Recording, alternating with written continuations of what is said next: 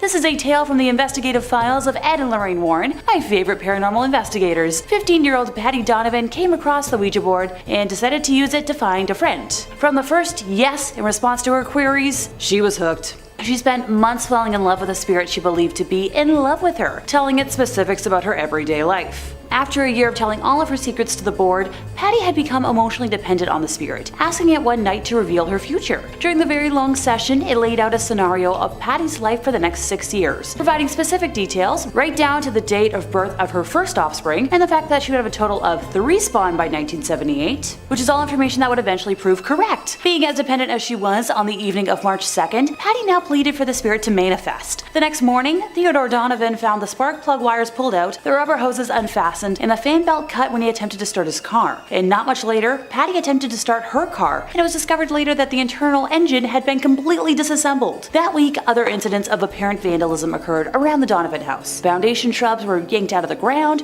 roots and all. On the roof, a 6-foot cast iron pipe housing electrical wires was found bent at a 90-degree angle. On Friday, March 8th, Ted marked 1 flat on the kitchen calendar. And no sooner did Patty get her car back from the shop than one of her other tires lost air. The next day, being Saturday, her father made the same entry on the calendar, although this time it seemed the tire had been cut with a sharp implement. In the meantime, Patty could no longer raise her invisible boyfriend on the Ouija board. Night after night, she tried to communicate, but the planchette would simply slide over to goodbye. She had no idea her ethereal beau had actually manifested in the form of a supernatural vandal. Like, come on, Buddy goes completely silent and your house starts being targeted by hell demons and you don't pick up on it? By the second week of March, material damage to the house and cars had become so troublesome that Ted complained to the police, who assured him that they'd keep an eye on the property during night patrols. Later that second week, after work, Ted and his wife, Ellen, were sitting in the kitchen with their son Brian when all three heard something smash against a wall somewhere inside the house. Cautiously moving to investigate, they found a gaping 18-inch hole in the plasterboard wall in Brian's room. Just as upsetting was the fact that the jagged edges of the plasterboard were pointing inwards, with the blow coming from inside the walls. Yeah, the evidence is already a mountain for me, but we still have plenty more to pick through. Listening in the dark that night, Ted heard the sound of a board being pried loose, but after checking the entire house thoroughly,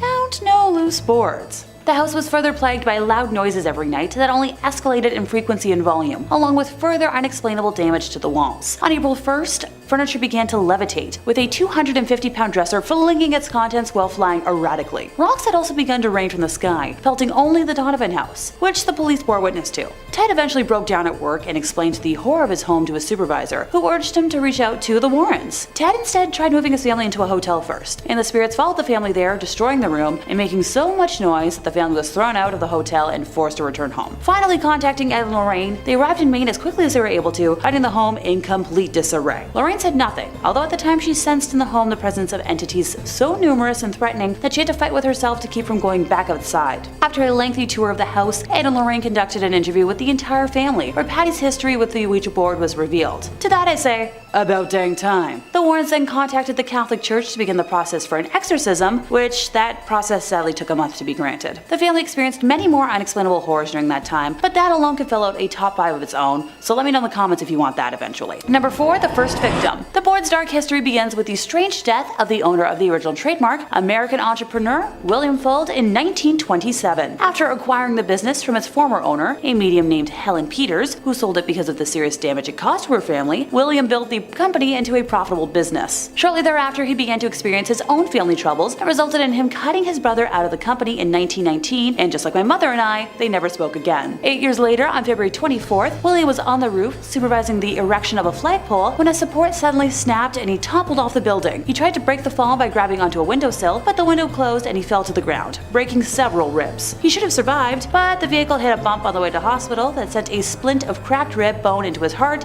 instantly. Well then, what a coincidence. After his death, William's descendants took over the company. Catherine and William A. Fuld ran the company until the youngest brother, Hubert, became president in 1942. The Parker brothers acquired the company and all of its assets in 1966, and finally Hasbro took over Parker Brothers, and with it, the Ouija board in 1991. I have no issue with cursing out Hasbro. While they may be great at making board games that aren't cursed, and I'm sure they're profiting on the Yikes fandom that are the adult fans of My Little Pony, they really bungled the years that they held the Disney Princess doll rights, and that's something I'll never forgive them for. Number 3. 3, a long-term buddy. I'm using buddy pretty loosely here. This tale comes from Reddit user Madame Mim20, which I'm hoping is a reference to the Sword in the Stone. During her junior year of high school, she went to a party where the host brought out a Ouija board, and she admitted that she was into paranormal stuff, but didn't know the dangers of, one of those boards. Typical questions were asked, but her vision began to darken, even though the lights were on. The last question being the classic: how old will I be when I die? Everyone got traditional numbers except for Mim. The planchette moved to 0, and then 1, then 0, then 1, continuously moving between those two numbers until someone just shook the board and said it was being stupid. At that point, she stopped playing since it weirded her out, and I'm sensing 2 red flags so far. But I'll excuse one of them since she didn't know the horrors at the time. Mim claims to have a decent ability to sense the unknown and normally see,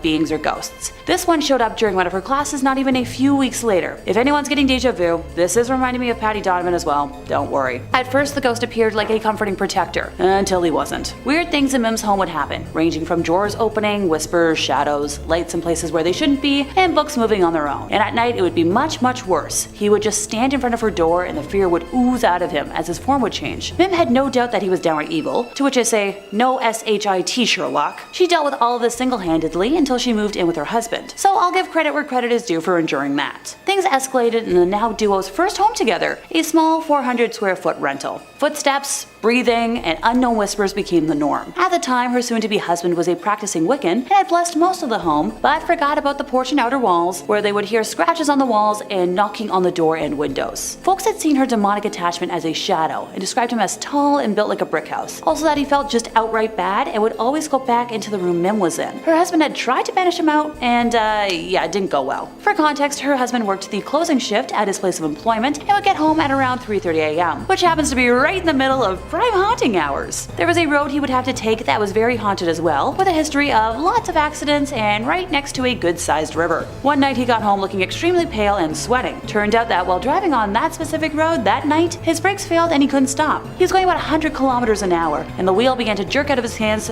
towards the river. He had to use all his strength to keep that car on the road because the wheel was just yanking so hard.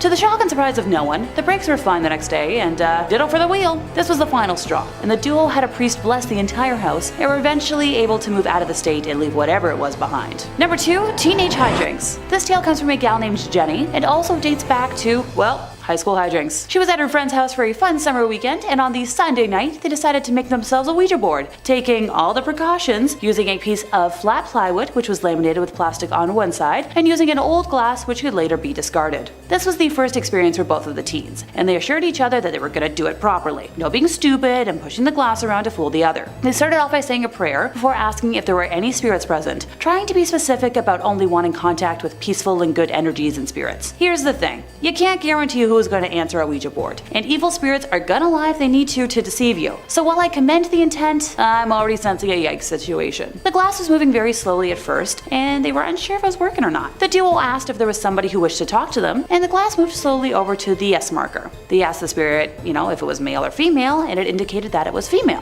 When asked to spell out its name, the glass first traveled to K, and then to a Y, and then to M, before ending on the center, ergo spelling out Kim. Jenny's friend went white, and it was obvious that he was freaked out. They then asked how she died, and the spirit spelled out car, which further scared Jenny's friend. Next, they asked what kind of car it was that Kim had died in, and it proceeded to spell out Reliant Robin. It was at this point that her friend told Jenny that his auntie was dead, her name was Kim, that she died in a car accident, and she was driving a Reliant Robin. Next, they asked if the spirit had anything to tell them, but it indicated no and then said goodbye. As much as I hate to crush spirits, pun not intended, I doubt that was actually his aunt. Probably just a demonic spirit playing an awful joke, which is something I wouldn't wish on anybody. So next they asked if there was any more spirits that wished to communicate with them. It suddenly got very cold in the room, and the hair was standing up on both teens' necks and legs. This spirit was more powerful, and the glass moved a lot faster. They asked if it was male or female, and it indicated that it was a male. Once again, following a formula, they asked for the spirit's name, and he said he was called Liam. Next, the duo asked for the spirit's age when he passed over, and he went to the 7 and then to the 0, indicating 70. Finally, they once again asked whether he had anything to tell them, and it proceeded to spell out Ollie, which happened to be Jenny's friend's younger brother's name. Her friend then explained that his younger brother Ollie had seen the spirit of an old man standing in the garden some years earlier. They ended their session with another prayer, and while I commend their attempts at making things safe, I hope the spirit spirits that know way too much about them are leaving them alone. Number 1, predicting a death. Heads up, this might be a little triggering for folks, so I promise I won't mind if you hop off now. Heck, the first time I read the story, I got tears in my eyes because it hit close to home for me. Allison was a teen at the time and was at a friend's house for a sleepover when she and her friends decided to play with a Ouija board in the garage. Her friend's mother was at work and her father was in bed, so they had no supervision and decided some debauchery was in order.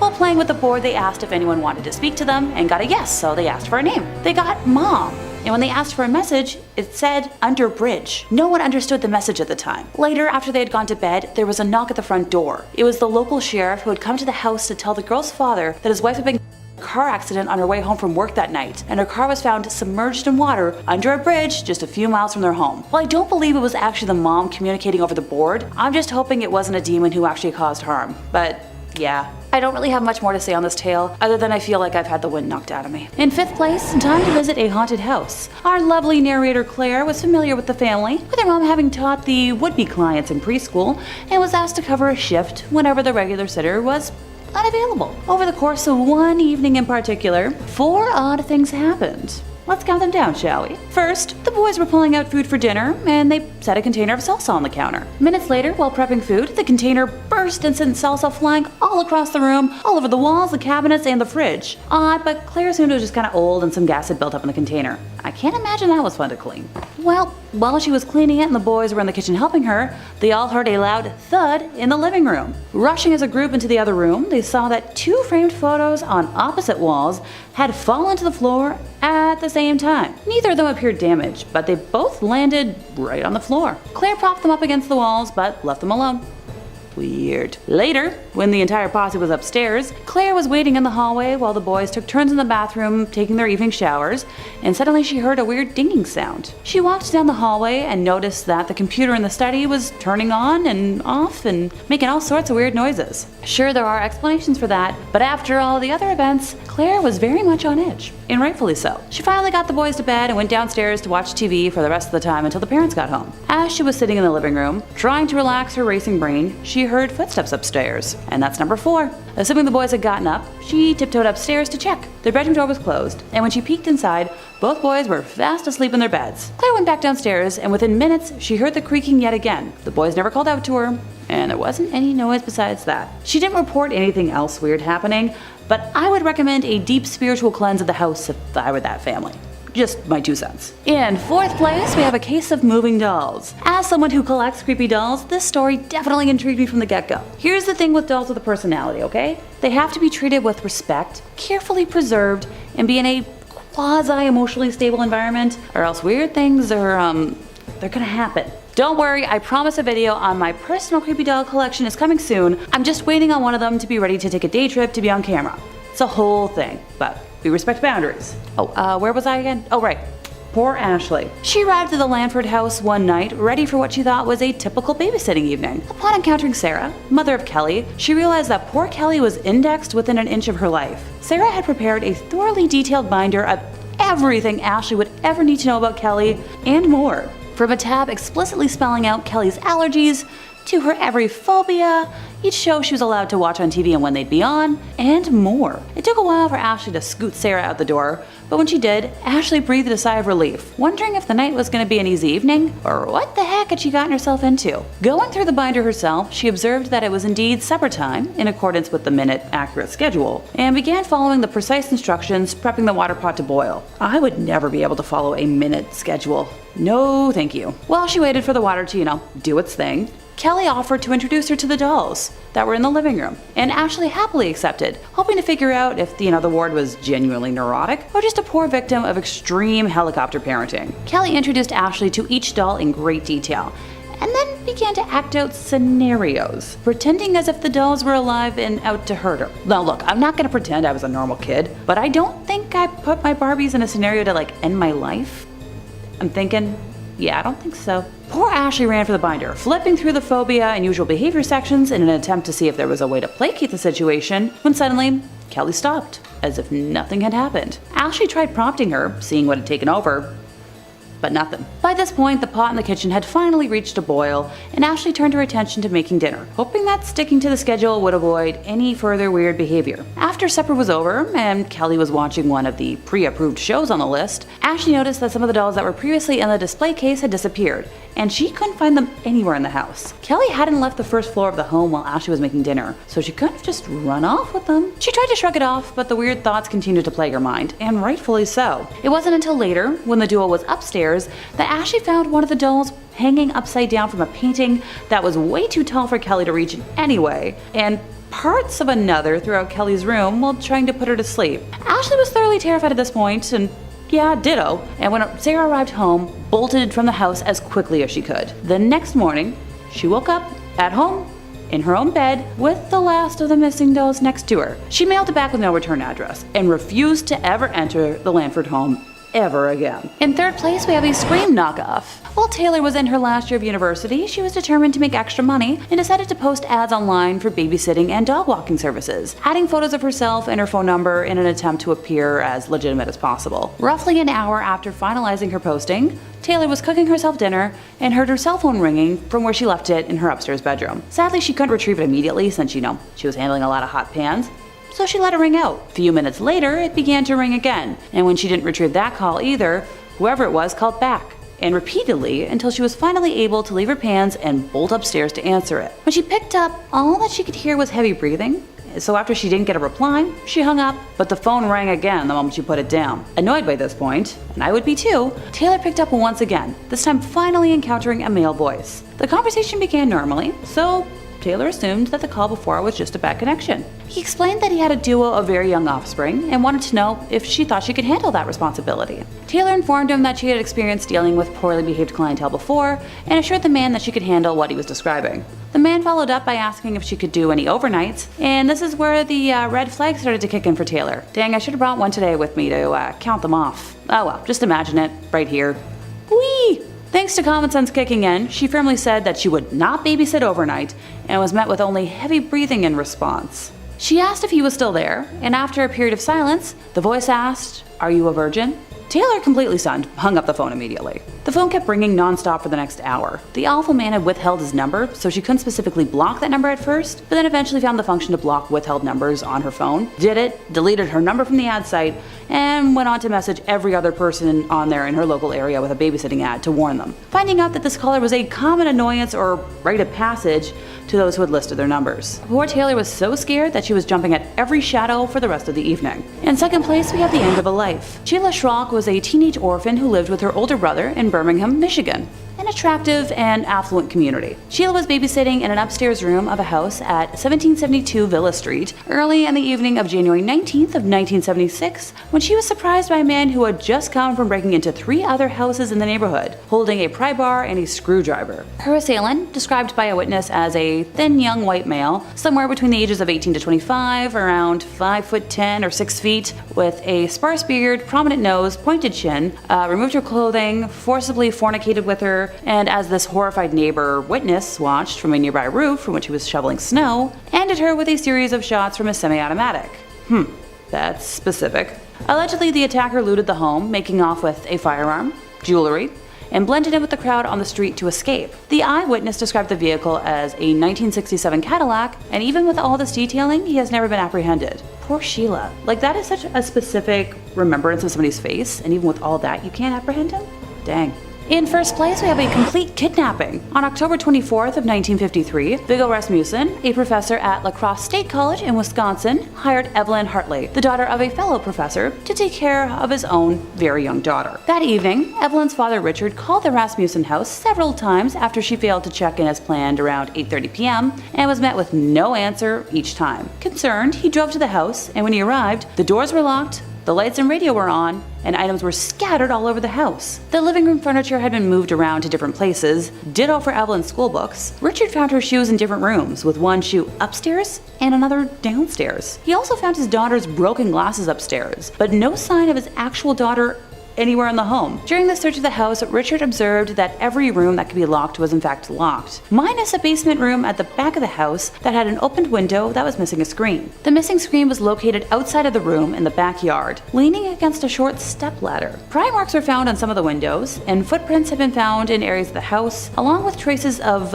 red fluid, leading to red handprints, on the garage that was over 100 feet away. Oddly enough, the charge Evelyn was watching was still fast asleep and unharmed. Police believe someone took Evelyn through the yard, but dropped her on the ground before carrying her further, and this was supported by the police dogs who tracked her scent trail that ended 2 blocks away, where it's assumed that she was tossed into a vehicle, just like a sack of potatoes. They were told by one neighbor that they had seen a car repeatedly driving around the neighborhood, and another person who lived nearby claimed they had heard screams an hour earlier, assuming it was just from local kids playing. Now, before anyone calls out nonsense on that, have you heard kids playing in the neighborhood?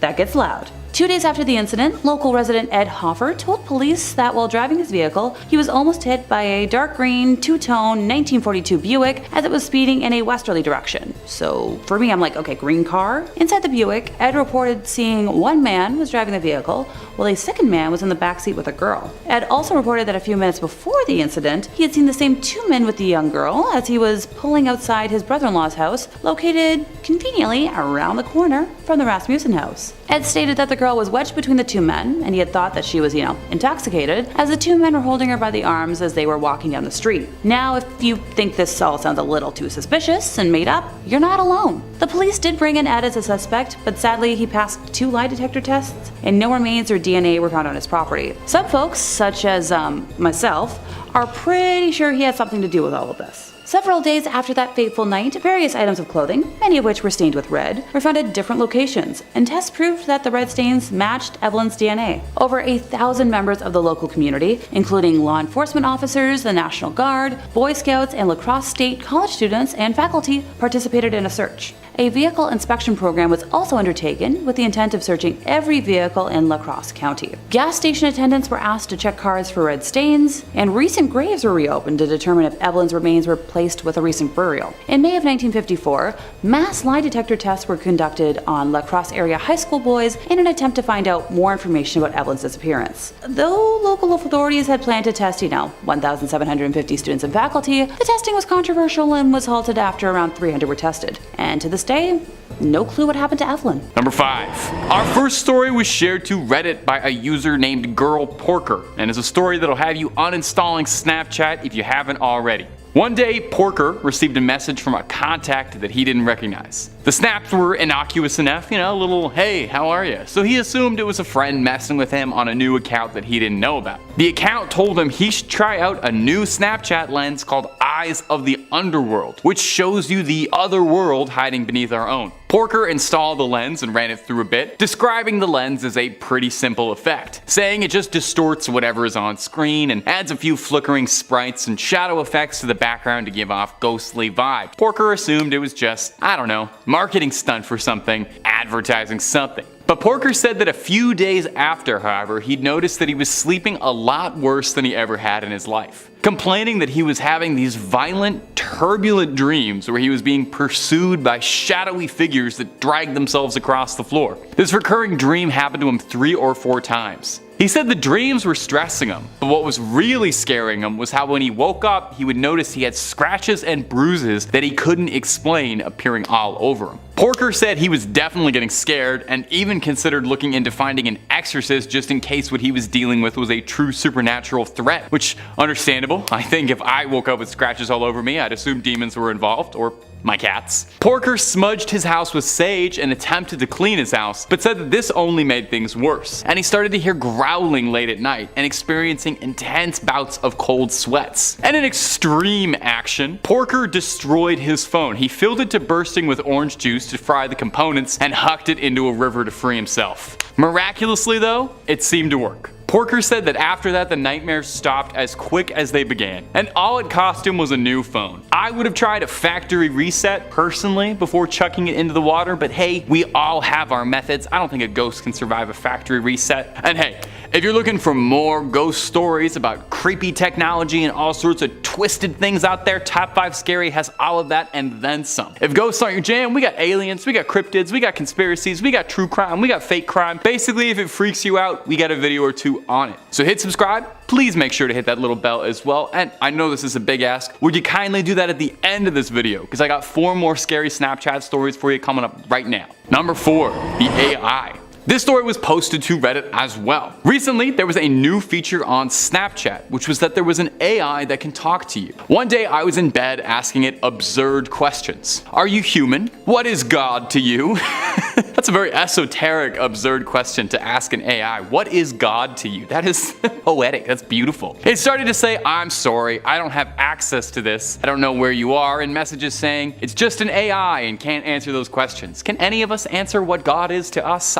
Hard to ask an AI that. I had an idea to ask it to give me a location nearby. I sent that message knowing it was going to say it doesn't have access to where I live at yada yada yada. Here's a random location near you. It was a random set of coordinates. I copy and pasted the coordinates and I was shocked and confused that it was a field in Nebraska, my home state. I asked how it knew my state, but it said it didn't have access to my location. Days pass and I become bored of the AI, but the thoughts of these coordinates stuck with me for a few days until I knew I had to find the location. On a Saturday when I was off, I drove up to the location. I put the coordinates into Waze and drove where it told me to. And this location was in the middle of nowhere. I stepped out and followed my phone, and I was in a plain field with absolutely nothing. No houses, no buildings, no one. I looked into the distance and saw a small hill not too tall, and I thought that had to be it. As I walked towards it, I asked myself, was I expecting gold or cash? I felt embarrassed of all the time I was wasting here. I began to walk back until I heard faint cat noises, meowing. I turned behind and was shocked, and I walked back to a tunnel. This tunnel was covered in graffiti and it was too dark to see, so I shined my phone's flashlight. Right in front of me was a long, fleshy, skinless creature. It didn't look like it had eyes, but its mouth was a nightmare. It had rusted teeth and fingernails, and it stood there with its arm mangled. I ran back to the car. The next few days I couldn't sleep. I messaged the Snapchat team about finding illegal stuff, but I knew no one would believe me. I was so confused about how the AI gave me coordinates there. I tried to forget all about it until the next few weeks I started to see talk around town about missing construction workers all near a sewer. Blech. Number 3, the stalker. Michael Melanson is a former Marine and foster parent living in a small community in California called Kings Canyon. While checking his Snapchat messages, Melanson noticed something unsettling. Among these usual snaps was one that stood out from an unrecognized username. Intrigued, Melanson opened the snaps unsure what to expect. What he saw made this fully trained Marine chill. The message was a picture of Melanson with an unnerving caption saying, "See you soon." More pictures would get sent showing places on Melanson's daily routine. His gym, his favorite coffee shop, a close-up picture of the street sign where he lived. I would probably block that guy and actually chuck my phone into the river. I think that guy from 2 points ago had the right idea. But Melanson reached out to the authorities. It seemed like the Marine had a stalker. The police had advised him to save and document all of the messages as evidence, and they launched an investigation, although little came of it. Surprise, surprise. The snaps continued and grew more invasive. More photos of the neighborhood and frequent hotspots. It reached its peak when one of the photos was that of Michael inside his own home. Michael then fitted his house with security cameras and confided with friends about what was happening. He became hyper aware of his surroundings, constantly pinging and scanning for any threats. The stalker seemed to have calmed down and the messages were dwindling out. Was it over? If only. Eventually, the police were able to track the IP to a location nearby. The subject was a disturbed individual with a fascination with Melanson, a young man by the name of Riley Poeta, who worked at the bowling alley Melanson lived below and frequented and did most of his business in. He was taken in. The story is a modern-day horror movie plot, a reminder that not everyone in your neighborhood is as friendly as you might want them to be, and with the right information, anyone can get a hold of you. Truly spine-chilling stuff. Number 2, Thomas Sparks. Thomas Sparks was an amateur athlete who used his Snapchat mostly to highlight his athletics and daily vlogs about his life. A gymnast trying to attain as many world records as he could. And he might have broken the record for most haunted Snapchat story out there. Dubious one. Listen to the story he posted to Reddit. One day while browsing the app, Sparks uncovered a filter he hadn't seen advertised anywhere, which allegedly would show supernatural entities on camera. A joke, obviously, just meant for fun, sounds fun. Sparks uploaded a few videos showing off the filter, thinking it nothing more than a game. But as the days went on, Sparks noticed that even when he wasn't using his phone at all, he would occasionally catch glimpses of ghostly figures in his vision, vanishing when he tried to meet them head on. Sparks attributed it to working out maybe a little bit too hard and not getting enough rest and not drinking enough water. Stay hydrated. If you learn anything from Top 5 Scary, stay hydrated. Sparks said that after about a week after installing the filter, he began hearing faint whispers when he was alone in his bedroom, and even reported that some objects seemingly were moving on their own. A lamp moved across his bedroom, things not being where he'd left it. Sparks was growing incredibly paranoid, I think as most of us would be if we invited a ghost into our home. Thomas contacted Snapchat support, but unsurprisingly, they didn't have much to offer for him, instead only giving a generic message stating that the filter is just a playful feature and the company doesn't take any responsibility for any paranormal hauntings that could occur as a side effect. Well, they probably didn't say that, but hey, have you ever read all of Snapchat's terms and conditions? That might be in there. Nobody's gonna sit down and read all that. They might have something about ghosts. Out of ideas, Sparks deleted the app from his phone and claimed that he'd stopped experiencing any of the paranormal activity that was bugging him before, and has since not used the app whatsoever. What do you think, gang? Was Sparks telling the truth? Did he unintentionally become a conduit for spiritual activity? Or is he taking home a gold medal for creative storytelling? You tell us. Also, shout out to this guy just deleting the app. Everybody else went through all this like hullabaloo, but he was the only guy who just figured out like, oh yeah, I'll just get rid of this. Seems way easier than anything else. And finally, number 1. Snapchat stories can be a very mixed bag. There's good odds most of what you'll see is just sponsored junk, ads for IGN, models doing their thing, you know. But every now and then you come across something that catches your eye and hooks you in, maybe too far. That's what happened to James Brett Varney, an educator from Moncton, New Brunswick. Varney reportedly, while scrolling through stories, clicked on one from a profile he hadn't heard of called Unknown Realms. The story in question was a series of random, quickly edited, unsettling videos. Cryptic symbols, unintelligible writing and sounds, and quick flashes of people in dark robes surrounded by candles and ominous objects looking like a deleted scene out of Eyes Wide Shut. Varney was naturally unnerved by what he had seen, but brushed it off, assuming it was probably just, promo for some sleeper indie horror A24 hit that your friends are all gonna say is really good, but you're never actually gonna watch. As time went on though, Varney found himself thinking more and more about the flashing images, saying that it felt like it was a dream replaying in his head over and over, and it was bothering him infinitely more than some stupid little Snapchat story should. He kept coming back to it to watch it over and over again to see if there was anything he missed. He said he felt like it was an invitation to some cult. He researched Unknown Realms for a bit, but wasn't finding anything to attach it. No project, no movie, no video game. James went to report the story to the authorities to see if they'd help him, but found that when he did, the video had been scrubbed from the app. Confused, James went on to research more into the phenomena and found others online who claimed to have all seen the same mysterious story. No one was able to get to the bottom of it. Recruitment tool for a clandestine organization? Art project by some bored art majors? We might never know. A reminder that there is so much hiding on the boundless wild west of cyberspace we may never get the answers to. And you know what? That's not such a bad thing. Sometimes some stories are better left untold, some snaps better left unopened. Number 5. The Walking Dead. My first true tale of phantasmic terror comes to us from Reddit user Jalcott. Answering a question posed in the thread, nurses and doctors of Reddit, what's the weirdest and most paranormal thing you've ever experienced? Hospitals already seem pretty haunted as is, so it's no surprise that there was so many good answers. But Jalcott stood out. Take a listen. I'm a psychiatric nurse, and early on in my career, I worked at a residential mental health facility. One of our residents was an elective mute, which means that he didn't talk, but there was no medical reasoning as to why. He had spoken earlier in his life, and in fact seemed quite normal back then, with the exception of being close to 7 feet tall. He'd been raised in the Deep South and joined the army when he was 19, but one night he vanished. He was declared AWOL, and eventually he was declared missing, and later officially declared dead. However, 10 years later, a 7-foot-tall man walked into a Virginia hospital ER in my part of the Midwest and said to the receptionist, "My name is Marion Deschênes, and I've been dead for 10 years. And according to the Redditor, those were the last words he ever spoke to anyone. He had shown up to the hospital covered in dust and wearing an old uniform that he'd been wearing the night he vanished. His social security had not been used at all, and he had no ID on him whatsoever. However, via fingerprints, they were able to identify him. The family was notified, but they said they had already grieved their lost man and that whoever was claiming to be him simply wasn't, and asked to never be contacted again. The nurse went on to add that Marion would pace all day, every day, moving his mouth in a way that looked like he was muttering to himself, but nothing came out when he moved his lips. He had an unnerving habit of throwing his head back with his mouth wide open as if he was laughing hysterically, but not so much as a breath could ever be heard. The nurse said she tried talking to him almost daily, and he would appear to listen, but only react by periodically throwing his head back in that laughter-mimicking way of his. Various medications and treatment plans were pursued, but nothing ever affected him. Therapy was tried as well, but all that would happen was Marion would just grin and start pacing again.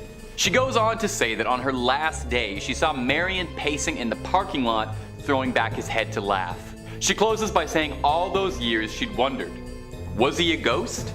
And all those years later, she still doesn't know. Click through and listen to as many top 5 scary videos as your ears can handle. Moving on. Number 4, things that go bunk in the night. Now you would never ever believe this, but our next story comes from Reddit as well. A similar thread, a similar question.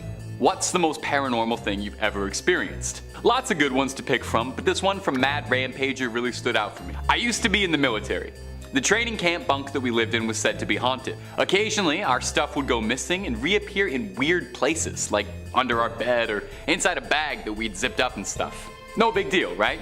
Weird things happen, and I mean human error and all that. Well, then came the instance that freaked everybody out. It was night after lights out, and my friend was on his phone texting his girlfriend. Most of us had been drifting off to sleep and we were lying on our beds when suddenly my friend heard the shuffling of feet from the corridor. So, thinking that it was our sergeant, he quickly hid his phone under his pillow, rolled over on his side, and tried to get to sleep. What happened next still chills me to the bone to this day. While he pretended to sleep, he heard someone right behind him at the other end of the bed saying, "Don't worry, you can continue to pretend to sleep." I could have dismissed this as a figment of his imagination, except me and 5 other people around him heard it.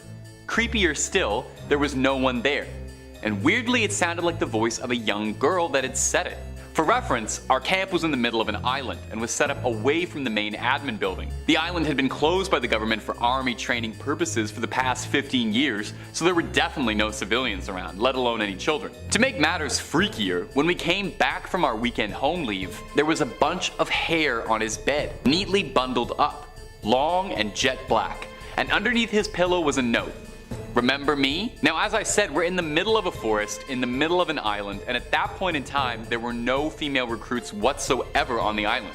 Our bunks were locked for the weekend, and the duty sergeant had no idea what had happened. We never spoke about it again after that night, and it still chills me every time I think about it. Number 3, old friends. Our next story is from a Reddit thread asking, "What's your ghost story?" And I gotta point this one out just because it was too funny, but the original poster included the title in brackets, "Scariest," to deter any would-be paranormal pranksters. Just serious ghost stories, please. Luckily, Redditors obliged. User Barbed Cats shared this terrifying tale. When I was 37, I went to my high school reunion. I flew into the nearest airport and rented a car. The distance was about 35 miles through a very rural and almost abandoned part of the country. About 3 miles outside of town, I see someone on the side of the road flagging me down. Up in the North Woods, no one ever leaves someone else stranded, and it would turn out that the guy standing there was somebody I'd actually been to school with, my old friend Jim. Jim gets in the car and we start talking, catching up. I hadn't seen him in 20 years, but he still looked the same, maybe just a little bit older. We get to town and I ask him if he wants to come to the reunion with me and have a drink. He says no, just take me back home. Jim's parents had lived only a few blocks from my grandmother's, and I turned in that direction, but he said to take him to the part of town that really was just the outskirts, up by the fairground and the cemetery. There was a mobile home park out there, and I figured that must be where he lived. When we reached the end of the turn, he said, "Just drop me off here. It was nice to see you again," and he walked off into the night. So I went to the high school reunion, met up with some old classmates, and we start to talk. Now please understand me here. I am stone cold sober, nor do I ever take anything harder than soda. Tired after a 13-hour flight, but I was completely sober. As we were talking about who was showing up and who wasn't, I mentioned to my old classmate that I just picked Jim up a few miles off east of town and had dropped him up by the fairgrounds. Now for some reason everyone got really quiet. Even the guy belting out karaoke stopped, and my cousin went white as a shirt. Barb. Jim died 8 years ago. Rolled his car. I start to feel really dizzy, and I go out to the car to take some deep breaths and decide whether or not I'm going crazy. And there on the seat was a newspaper printed 8 years ago containing Jim's obituary. I still have that damn paper. Every now and again I take it out to stare at it, and I still wonder just what the hell happened that night. Number 2. Ghost on the line. The next story comes to us from a thread asking law enforcement officers of Reddit what is the creepiest call that you've ever been on. We get a very creepy answer from user Smokey Bonaparte sharing this creepy little tale. The Redditor writes, 911 dispatcher calling in. We received a call from an elderly lady who had trouble breathing. I had taken several calls from her before and her husband in the past, so I recognized the voice. I dispatched an ambulance to her residence and held her on the line trying to keep her calm while the ambulance was responding. Ambulances advised that they had a 15-minute ETA as she was in a very rural part of West Virginia. I'm talking to her just about her husband and how she was doing and just making pretty standard small talk with her. The ambulance arrives and I let them know that she is in severe respiratory distress and I still had her on the line. I let her know the ambulance is coming to her door to go answer the door and she says okay and hangs up the phone. Oh, that's pretty normal, right?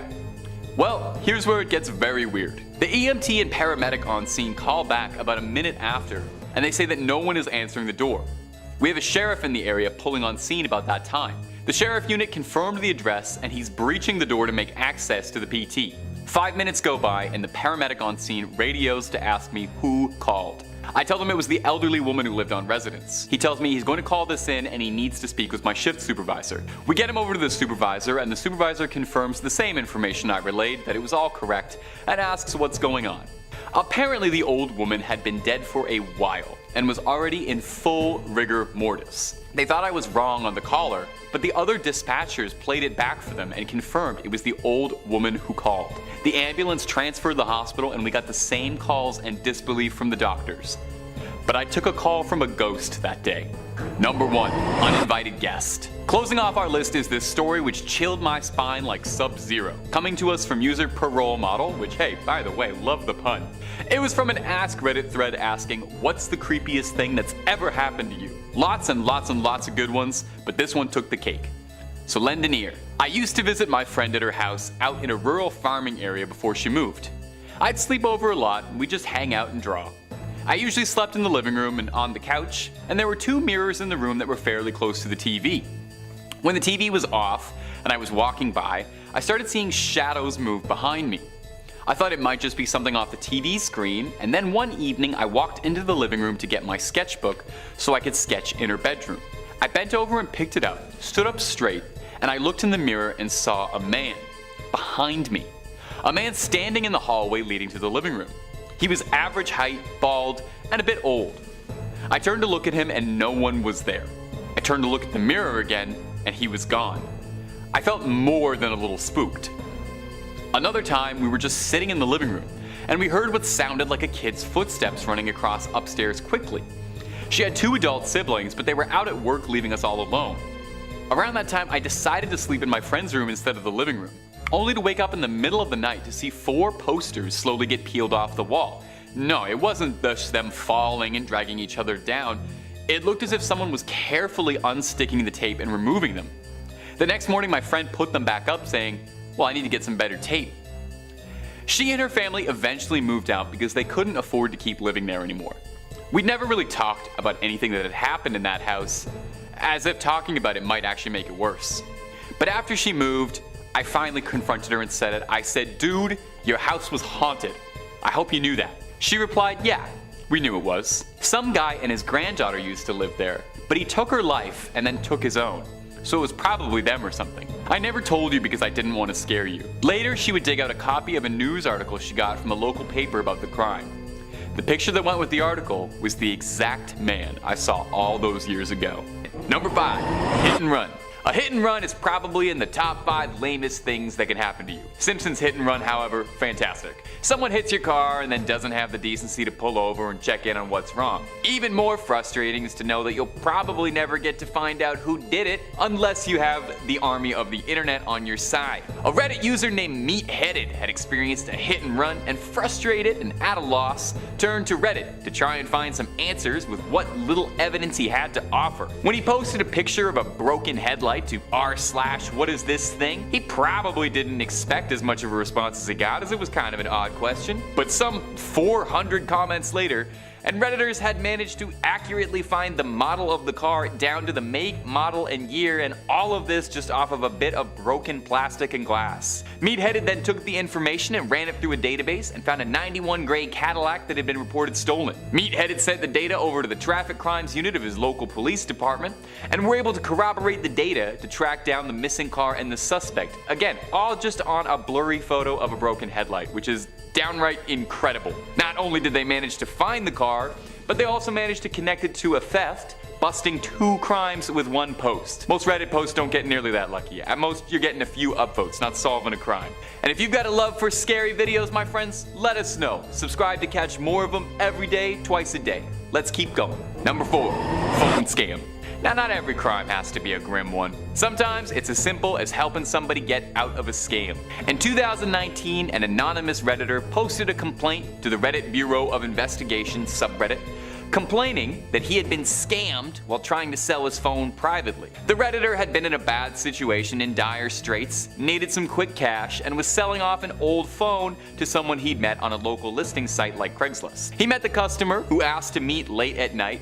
Not thinking too much of it, the Redditor obliged, only to have his phone swiped quickly, and when he noticed the money he'd been given, he'd noticed that it was all counterfeit bills. Frustrated and scammed, he was helpless with no idea what to do. A Redditor reached out to the original poster and helped them track the number that he was given to contact the scammer. They searched through and found that it belonged to a 75-year-old man who didn't quite add up. So they did some more digging, and they found that the man who owned the phone number had one relative who happened to share a name with the scammer. Through more digging, the OP and Reddit discovered that the man had been arrested previously and had a suspended driver's license. Kind of amusingly, the original poster went back to the police with all this new information and discovered that the detectives had copied down the numbers of the scammer down completely wrong, so they were never going to be any help at all. 2 days later, they called him into the station to look at a lineup, and they'd found the phone scammer. His grandfather had been paying it off, and the relative he'd been looking into was the scammer's father. The detectives thanked him for his time, and they charged him with criminal fraud with the intent to deceive. The OP got it solved, he got the phone back, and the scammer got charged. And you got to hear about this story in this lovely video. So, win, win, win. Number 3, hit and run again.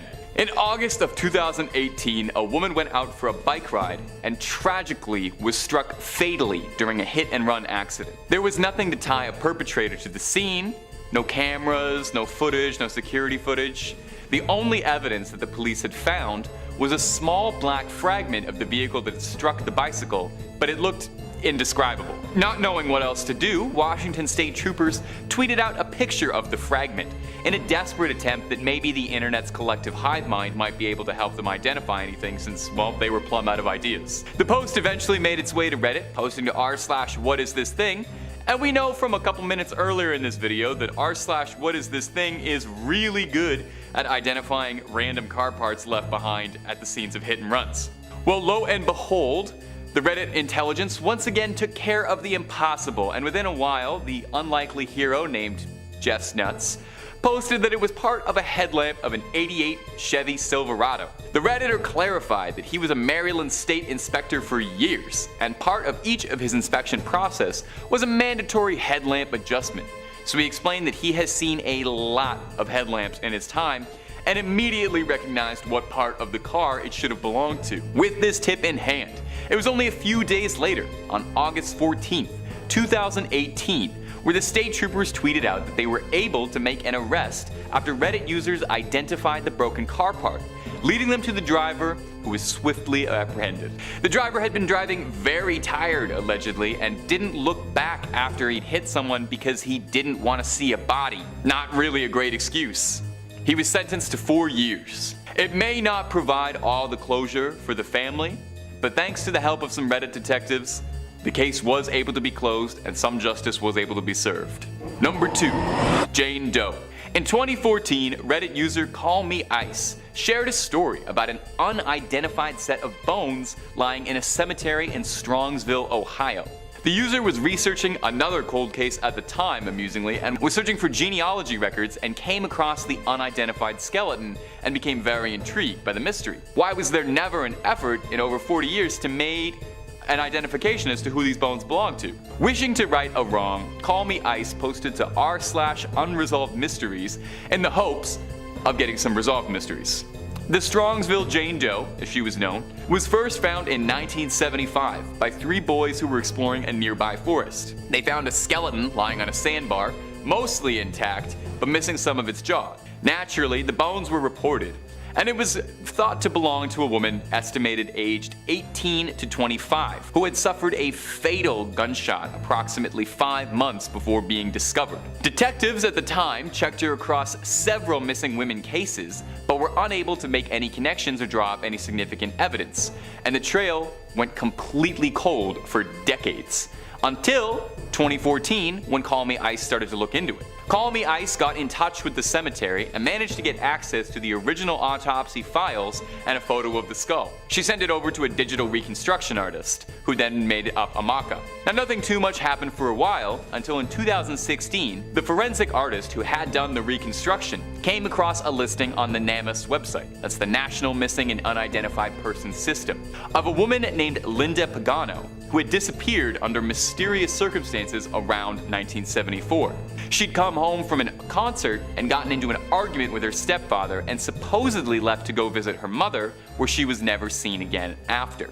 The forensic artist then contacted the medical examiner's office and pulled Linda's dental records, and wouldn't you know it, she matched the Strongsville Jane Doe to Linda Pagano. Although the identity of the attacker was never found, the family was able to find the smallest closure in finally knowing what happened to Linda Pagano, and it never would have happened without a Redditor bringing it back up. Number 1. The Grateful Doe. One of the more notable examples of Reddit solving a cold case was a 20-year mystery as to identify the body recovered from a car crash that was too damaged to be identified. In 1995, a Volkswagen van was found crashed into the trees off of a highway in Virginia.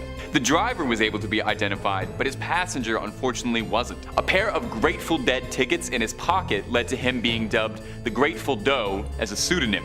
For 20 tragic years, the man was never identified, and the case was completely cold, with nary so much as a link, until a Redditor caught wind of the case and was intrigued by it and opened it back up herself. The user then made a subreddit specifically for this case called r/Grateful Doe, and suddenly there was all this renewed interest from the greater collective of people working pro bono to try and find any connections they could.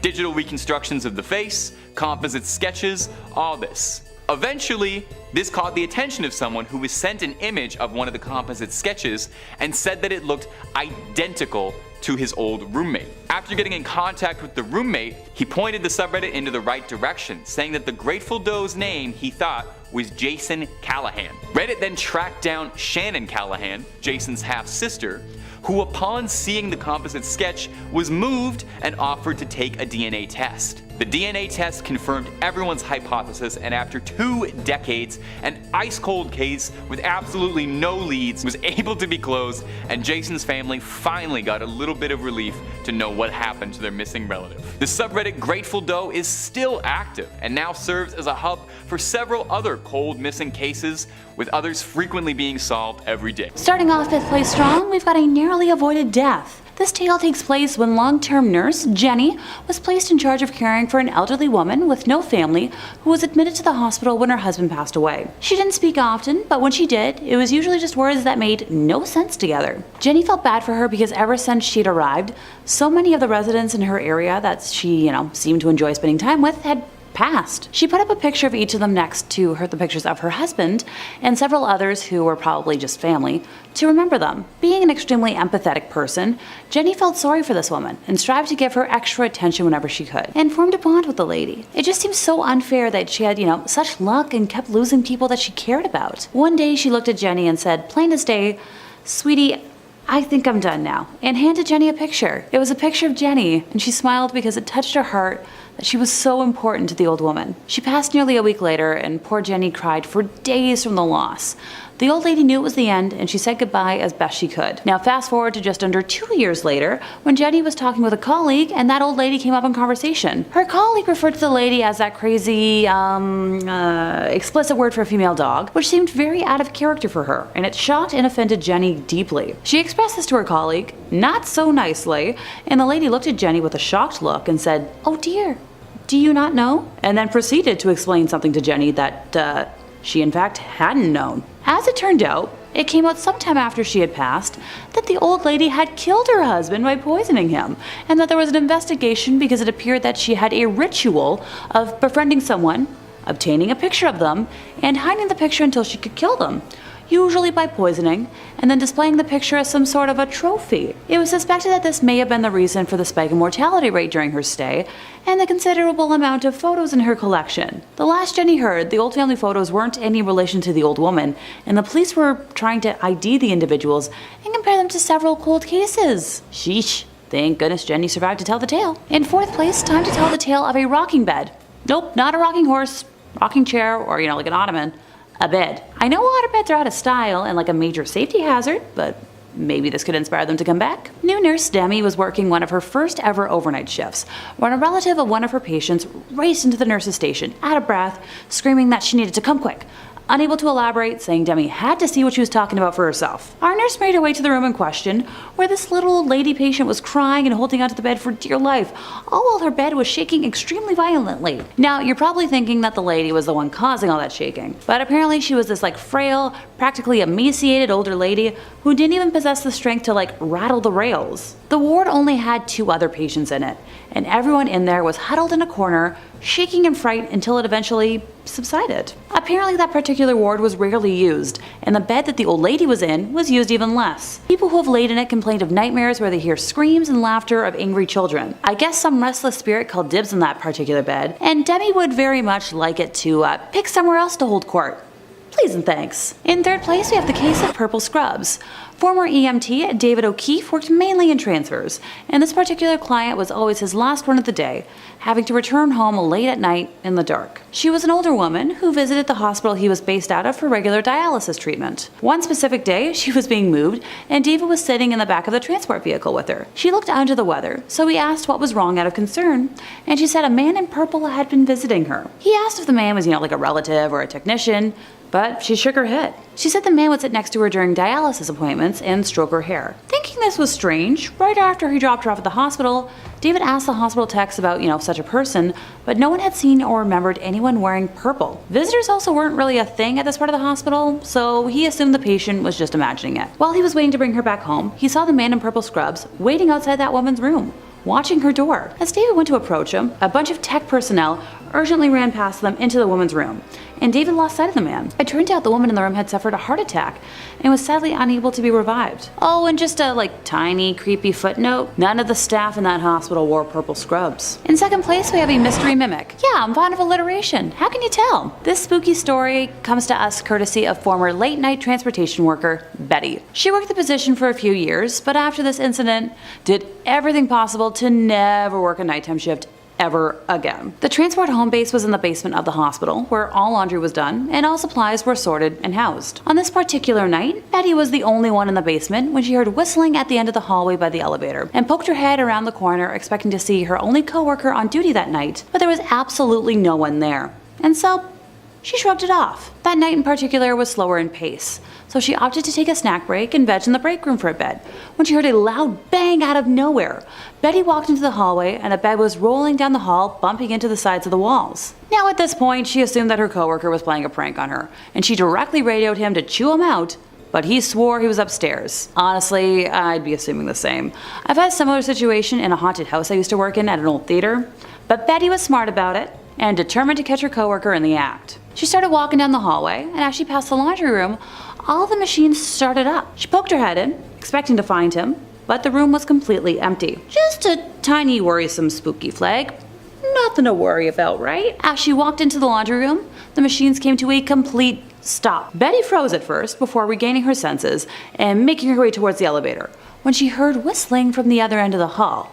Now at this point, she's certain that she's the only worker in the basement and is repeatedly pressing the elevator buttons in an attempt to rush it. As she was waiting for the elevator, things started falling off the shelves down the hall.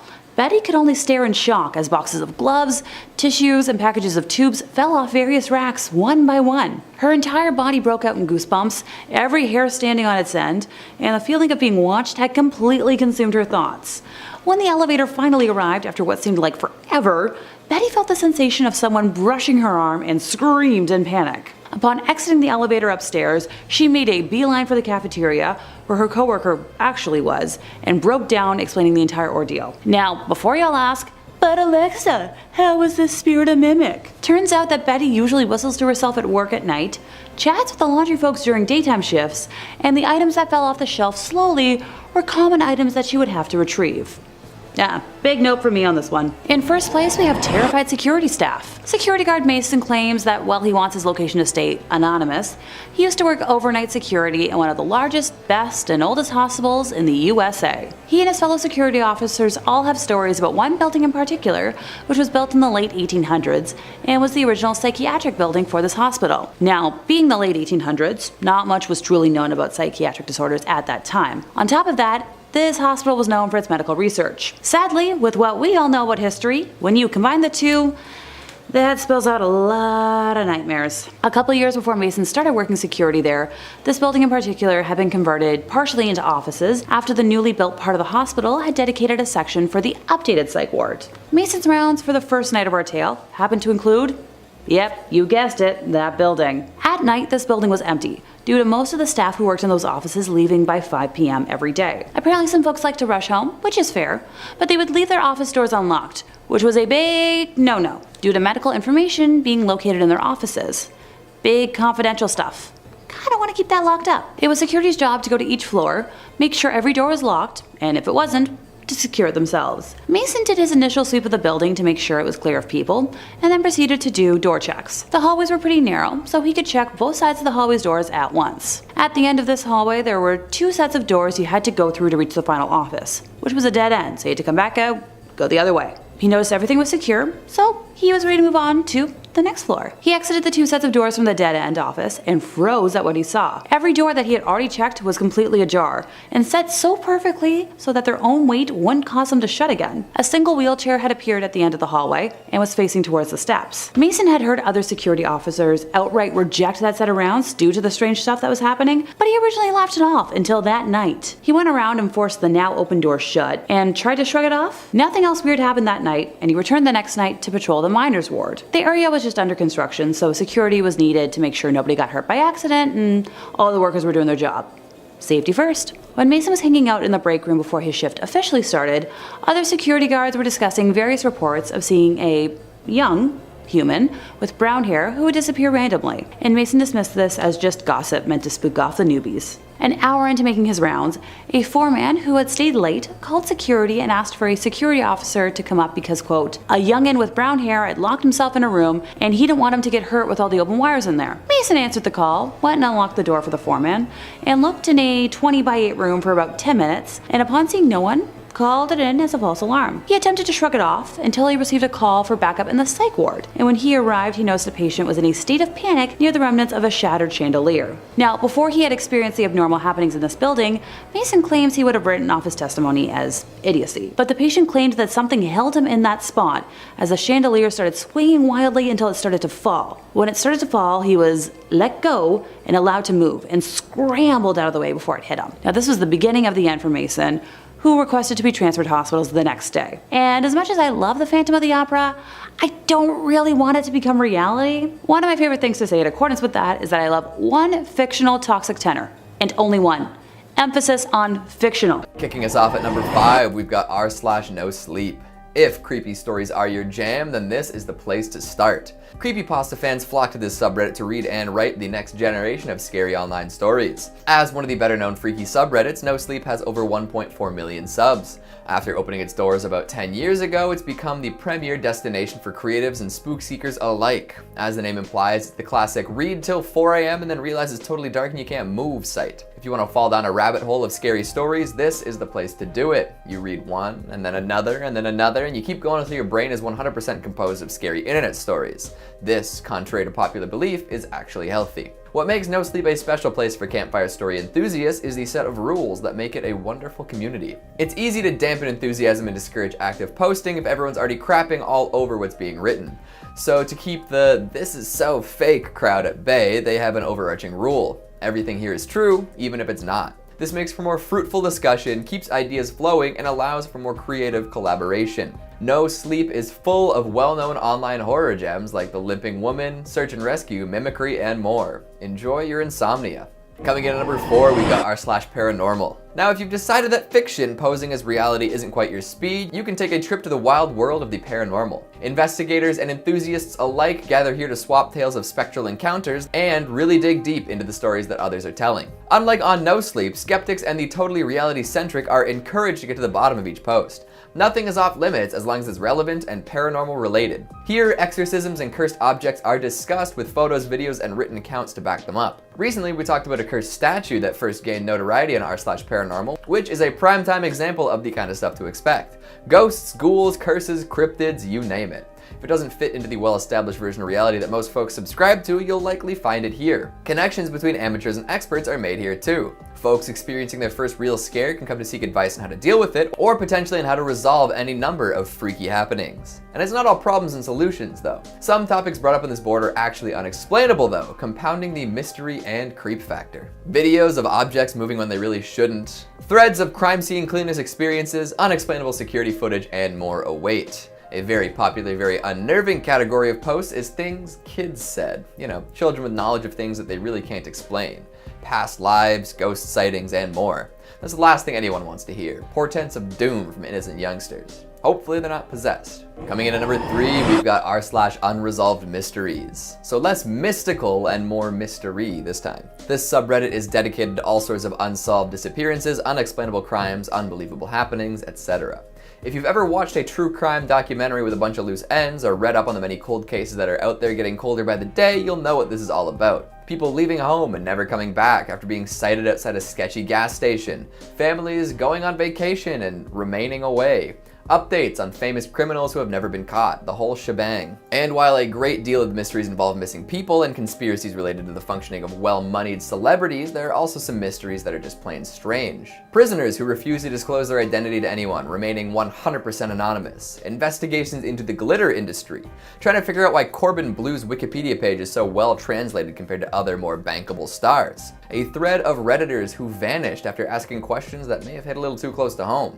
That last one is particularly worrisome, especially if you're interested in stuff like this. Speculation is encouraged and folks should be ready to bring in evidence and research if they want to push their narrative. It's stuff like this that opens up whole worlds that you may have never known about, and maybe after falling down the rabbit hole, wish you avoided. I think the scariest thing about unresolved mysteries though is the large number of amateur podcasts it inspires. Coming in at number 2, we've got r/let's not meet. Have you ever read the missed connections section of any publication? How many of those do you think ended well? And how many were posted by a creepy guy who thought he was getting somewhere before whoever he was pursuing ditched? Sometimes you might get a ghost world scenario, but how well did that work out for everyone? Not great. r/let's not meet is based on the concept of another similar subreddit called r/let's meet. Basically a giant online classified ad board where folks who are really into an interaction with an individual can try their hand at meeting a second time. Sometimes it's cute, sometimes it's desperate, and often it can get a little weird. The weirdest of the weird might make the leap into the dark side and end up on Let's Not Meet. This is the place to post tales of your creepiest real-life encounters with other people. Let's face it, people are weird and bad. Not always, but everyone's got a story about a person they hope they never see again. Whether it's a bad time at a party or a first date gone terribly wrong, the world is full of freaks and creeps who don't seem to understand how socialization works. Stalkers, peeping toms, and overly aggressive barflies all find their homes here. And what makes it extra disturbing is the fact that people are told not to exaggerate. This is not a place to hone your story writing craft. Instead, it's a place to recount actual events as they happened, which, when you think about it, is much creepier than any scary story. Some of the most haunting stories involve people coming within inches of death. I've seen more than one post about someone being somewhere moments before disaster, running into killers moments before they take down their victim, seeing kidnappers and sexual predators scoping out targets, human traffickers canvassing for their next score. It's terrifying to consider how close we may all be to disaster when out and about. And the tales from Let's Not Meet are a chilling reminder. And finally, at number 1, we've got r/50/50. Heaven or hell, what's it gonna be? 50/50 is basically a long list of high-stakes coin flips. Guess correctly and you're no worse off. Guess wrong and you could be psychologically scarred forever. You're risking your sanity for fun. Each post presents you with 2 options, something nice and harmless or something NSFW or NSFL. I didn't even realize there were tags for things not safe for life. Thank goodness though. Because some of the options on 50/50 are so gross, so repulsive that seeing them could cause permanent damage to a person's psyche. Secondary trauma is real, and if you're not ready, you could be having nightmares for years. Risking it all and running through a few of the posts became a popular pastime and even launched some content creators into the spotlight. Infamy is just as good as fame, right? Let's just take a look at some of the options you have while browsing 50/50, and you let me know whether you'd be willing to take that bet. Men getting eaten alive by shark versus men dancing with shark. A beautiful neighborhood versus man gets electrocuted until his head falls off the side of the roof. A Bob Ross painting versus a decomposing corpse. Wizard spider with his magic hat and mighty staff versus horribly infected spider bite. Honestly, the risk versus reward factor isn't enough for me. I feel like the only reward is the relief of not being exposed to something disturbing, but hey, some people live for the thrill, right? Coming in at 5, the Tinder date. Uploaded to r/NoSleep by Small Dog on Desk, great name. They explain their strange Tinder date that may have led to a stalking. I quote, "I think my Tinder date is stalking me. I swear, I don't know what to do because I can't prove it. I can smell him in my home. The putrid stench of grease and third world sewers, mixed with body odor. My apartment has absolutely reeked for days. I haven't gone in except to pick up clean clothes and drop off old ones. I first noticed the smell when I came back from our date, alone. The smell was faint, barely there. For a moment I thought it was my asthma of garbage coming from the open bathroom window. When I closed it, the city scum stuck to my skin. Like the rest of my life, the date had gone just wrong. Gerald, he was strange, he looked like his pictures except that Gerald was greasy. No, he was certifiably oily. His hair looked like it was smeared with a slick, almost dripping pomade, and his skin had a suspicious rainbow sheen, like oil on water. His voice matched the rest of him, sleazy, oozing, cystic. I was instantly turned off. Embarrassingly, I was on Tinder because I had no friends. I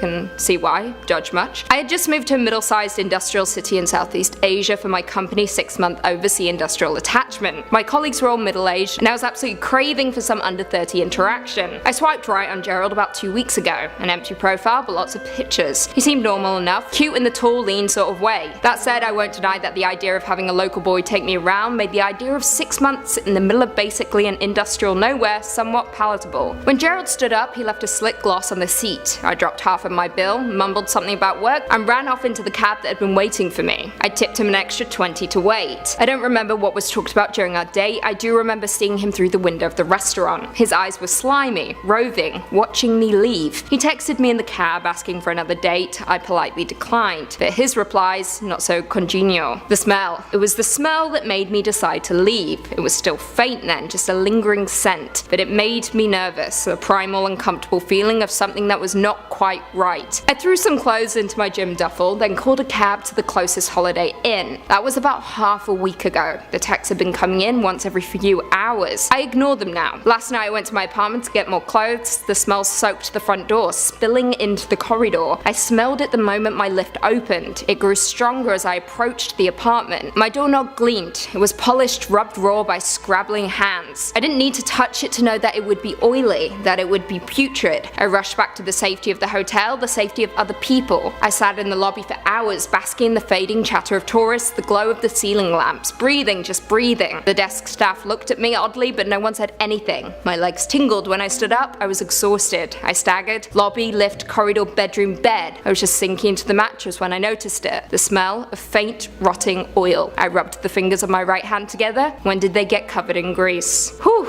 Okay, I'll say that the scariest part of this story initially was the girl's judgment. She tore in and she tore hard. Respect. However, the ending definitely gave me chills. Coming in at 4, the man in the apartment. Posted to r/NoSleep by Reality Subsides, they said, I quote, "There's a tiny man living in my apartment. He roams around when I'm there, moving from place to place, but I can never actually look at him. I'll see him out of the corner of my eye, sitting on a counter, later, kneeling on the floor, always looking at me, but as soon as my eyes start in his direction, turns out it was just a lamp or a shoe or a cup. He's just always in my peripheral vision. I didn't see him often when I first moved in. I'd occasionally notice a strange shape in the corner, but after looking over, would always pass it off as my imagination. It's my leaning backpack. It's just the garbage can. I'd tell myself that I was just tired or hungry or drunk. I never really thought about it, then I began to see him more and more often. He began to take shape, to be immediately recognizable. What used to be a vague black shape became something with color, definition, depth. What I used to be able to shrug off as nothing became something real, something ominous. He began to have a presence. I'd still look over, always with the same result, always trying to convince myself I was just seeing things. Eventually I couldn't ignore it anymore. There was something there, it wasn't my mind. He used to startle me, now he terrifies me. The innocent, silly realization of, oh, I thought that stack of newspapers was a person is gone. Now he's grown an anonymous presence replaced with a heavy feeling of dread. I've started to see him always. He never leaves, he's always sitting there in the shadows in my peripheral vision watching me. Sometimes I'll try to ignore him for long stretches of time. I won't look over at him. I won't acknowledge him. I'll just pretend I don't see him sitting over there, staring at me. I'll just go on about my business. This is when he began screaming. The first time it happened, I was sitting on my couch watching TV. I could see him in the corner, standing there, staring at me, but I tried to ignore him. I tried to drown him out with the television, turning it up louder and louder so it would capture my attention and make me forget about him. I'd still see he was there, but he'd stay in my periphery. I refused to look at him. I remember watching the show, his presence momentarily forgotten, when suddenly he was right next to me, like he instantaneously leapt forward. He was right next to me. I could feel him staring at me. He screamed, the loudest thing I've ever heard, deafening and mind-consuming. I jumped and reflexively looked over, but it was just my jacket draped on the armrest of the couch, vaguely resembling the shape of a person. Heart pounding, I tried to return to the TV, but I could still see him there, standing in the corner, watching me. Well, this is absolutely terrifying. Tiny man in an apartment. Do you believe it, or is it all in his mind? Coming in at 3, the murder trial. Uploaded to Reddit by Bottle Wash. To r/askreddit, they responded to the question, what's the scariest story you know that is 100% true? They said, I quote, this is an incident that happened to me about 10 years ago. I live in Melbourne, Australia. I was driving home from work one night around 9 PM midweek, so the roads were quiet. As I was driving downhill, I heard a sound that was like a jet engine roaring behind me. The next thing I knew, a car goes flying past me, going twice the speed limit. It looked like a fairly old crappy car. Car started to get the speed wobbles, and then one of the tires came flying off and rolled at speeds downhill, whilst the car spun out and crashed. I stopped my car to make sure whoever was inside was okay. A guy got out of the car and looked over at me, then started moving extremely quickly towards me. I don't know why, but I hit my eternal locks on the car, which was fortunate because no more than 2 seconds later the guy started grabbing at the driver's side door and smashing on my windscreen, with his fists trying to get in. I'll never forget the crazy look he had in his eyes. I put my foot down on the accelerator and drove off back home. Now you may think the story is scary enough as is, well it gets worse. Let's continue. They go on to say, I decided to swap cars once I got home and drove back to see what was going on. I saw 2 fire trucks and about 4 police close to where the incident happened. When I got back to the crash site, the guy was no longer there, so I decided to head home. The next day at work I was online bored reading the news when I found an article that shocked me. The article was about a guy who had been in a police chase for 1 hour and the police stopped chasing him because it was becoming too dangerous. Turns out the guy was high on meth, had stolen a car an hour drive away, and had been in a hot pursuit since. After crashing the car, the guy apparently crossed to the other side of the road and hailed the first car that appeared, which was a taxi. He got into the taxi and stole it. In the process he pushed the driver out of the driver's side door and the driver got stuck and dragged at speeds. The driver died from the incident. I called the police and had a detective assigned to me. He fingerprint checked my car and got a statement. I had to testify in the Supreme Court as a key witness in a murder trial. The guy got 30 years and they told me that my testimony was one of the main factors in convicting him. Whoa, how terrifying is that? Remember, always lock your doors, you never know who you might come across down a quiet road. Coming in at 2, Grandma's light is always on. Uploaded to r/nosleep by Saint Etropy, they said, I quote, in one corner of my grandma's living room stood a lamp that was always never turned off. She would change the bulb every week like clockwork, waiting until the afternoon sunlight poured through the windows and filled the room. Even then she hurried, holding her breath until the deed was done, and the lamp was back on. I would ask her about it once in a while. Each time she would smile softly, tussle my hair, and probably change the subject. I didn't learn the truth until I was 13, the first time I turned off the lamp. I just wanted to see what would happen. Grandma screamed when she walked into the darkened living room, a plate of cookies falling from her hands and crashing to the floor. I could hear her praying under her breath as she raced to turn the light back on. Tears were shining in her eyes when she turned to me, her lips pressed thin. Without warning, she slapped me hard across the face. She gathered me up in her arms and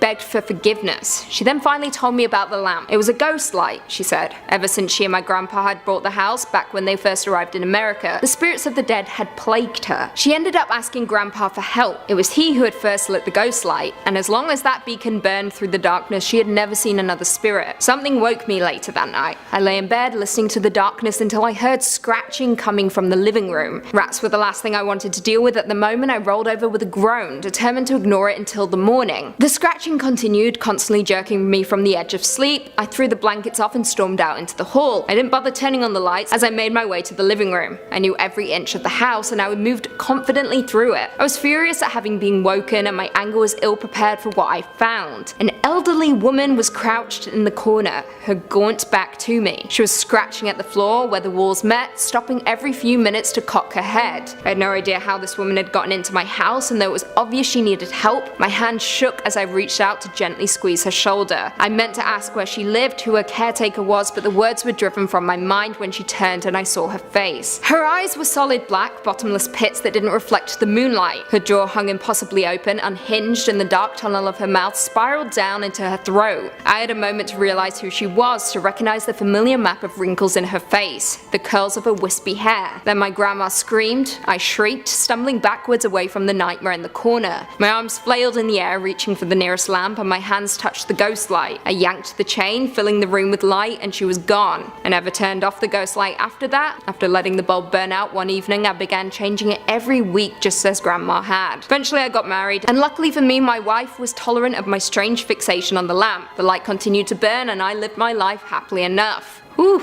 this one truly shook me. There's something about the supernatural that I just don't want to mess with. Keep those lamps turned on, folks. And finally, in at number 1, kidnapping. Posted to r/nosleep by Nix2307, they describe how 7 years ago when they were 12-13, something awful happened to them. I quote, "I was walking home from school. It was mid-June. I'd just parted ways with my friend and I had 15 minutes to walk by myself before I got home. I noticed while I was walking with my friend that I kept seeing the same red van along our journey. Now we usually go a longer way so we can walk with all our friends, but this red van just kept popping up. Now I didn't think much of it, I just thought they were different vans, but after a few times I decided to memorize the number plate. After my mum had told me to do so if I ever felt like I was in danger, or if something just didn't feel right. I parted ways with my friend and started on my journey home. I decided to take a route that's a little longer than the one I usually take just because I didn't feel comfortable walking through the park by myself, and I just had a bad feeling through the whole walk home like something bad was going to happen. It was only a few streets away from my home when the red van started to just crawl behind me. This man looked in his late 30s, early 40s, popped his head out and started to try and get my attention, and started catcalling me. I remember looking at him and just telling him that I'm not interested and to leave me alone, but that just angered him. He started screaming at me, telling me to get in the van. I'll forever remember his teeth, those disgusting yellow rotting teeth. They were like something from an anti-smoking advert to scare people into quitting. I told him that I would call the police if he didn't leave me alone.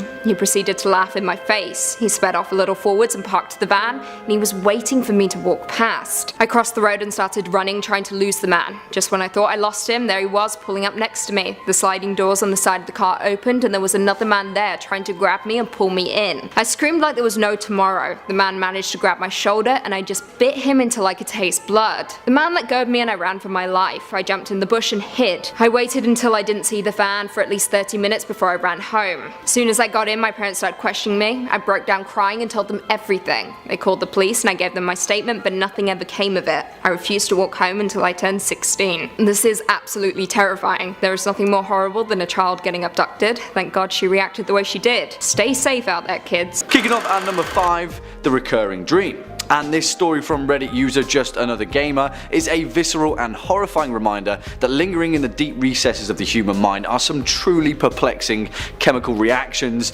that we can't even begin to comprehend. Have you ever had a recurring dream? Ever thought, what the hell is this all about? What does it mean? Wow, yeah, this person is still asking the same question. As the story goes, Just Another Gamer is an avid cave diver, and since about the age of 6, they explored the unknown caverns across Florida. When they were around 7 or 8 years old, they started to have a strange recurring dream. In the dream, they were exploring a cave and made their way through a little hole in the bottom. Inside was a 10 to 15 foot long corridor a few feet in height and a bent red stop sign at the end, like someone had ripped it off and tossed it inside. As they'd make their way through the corridor, it started descending, quickly opening into a large vertical chamber with a path leading down in a corkscrew pan. Then things would get blurry, but they'd remember the image of trash scattered around the walls, things writhing in the distance, strange things, animals and corpses maybe. Amidst them, they'd see their own family, each one of them being tortured and killed,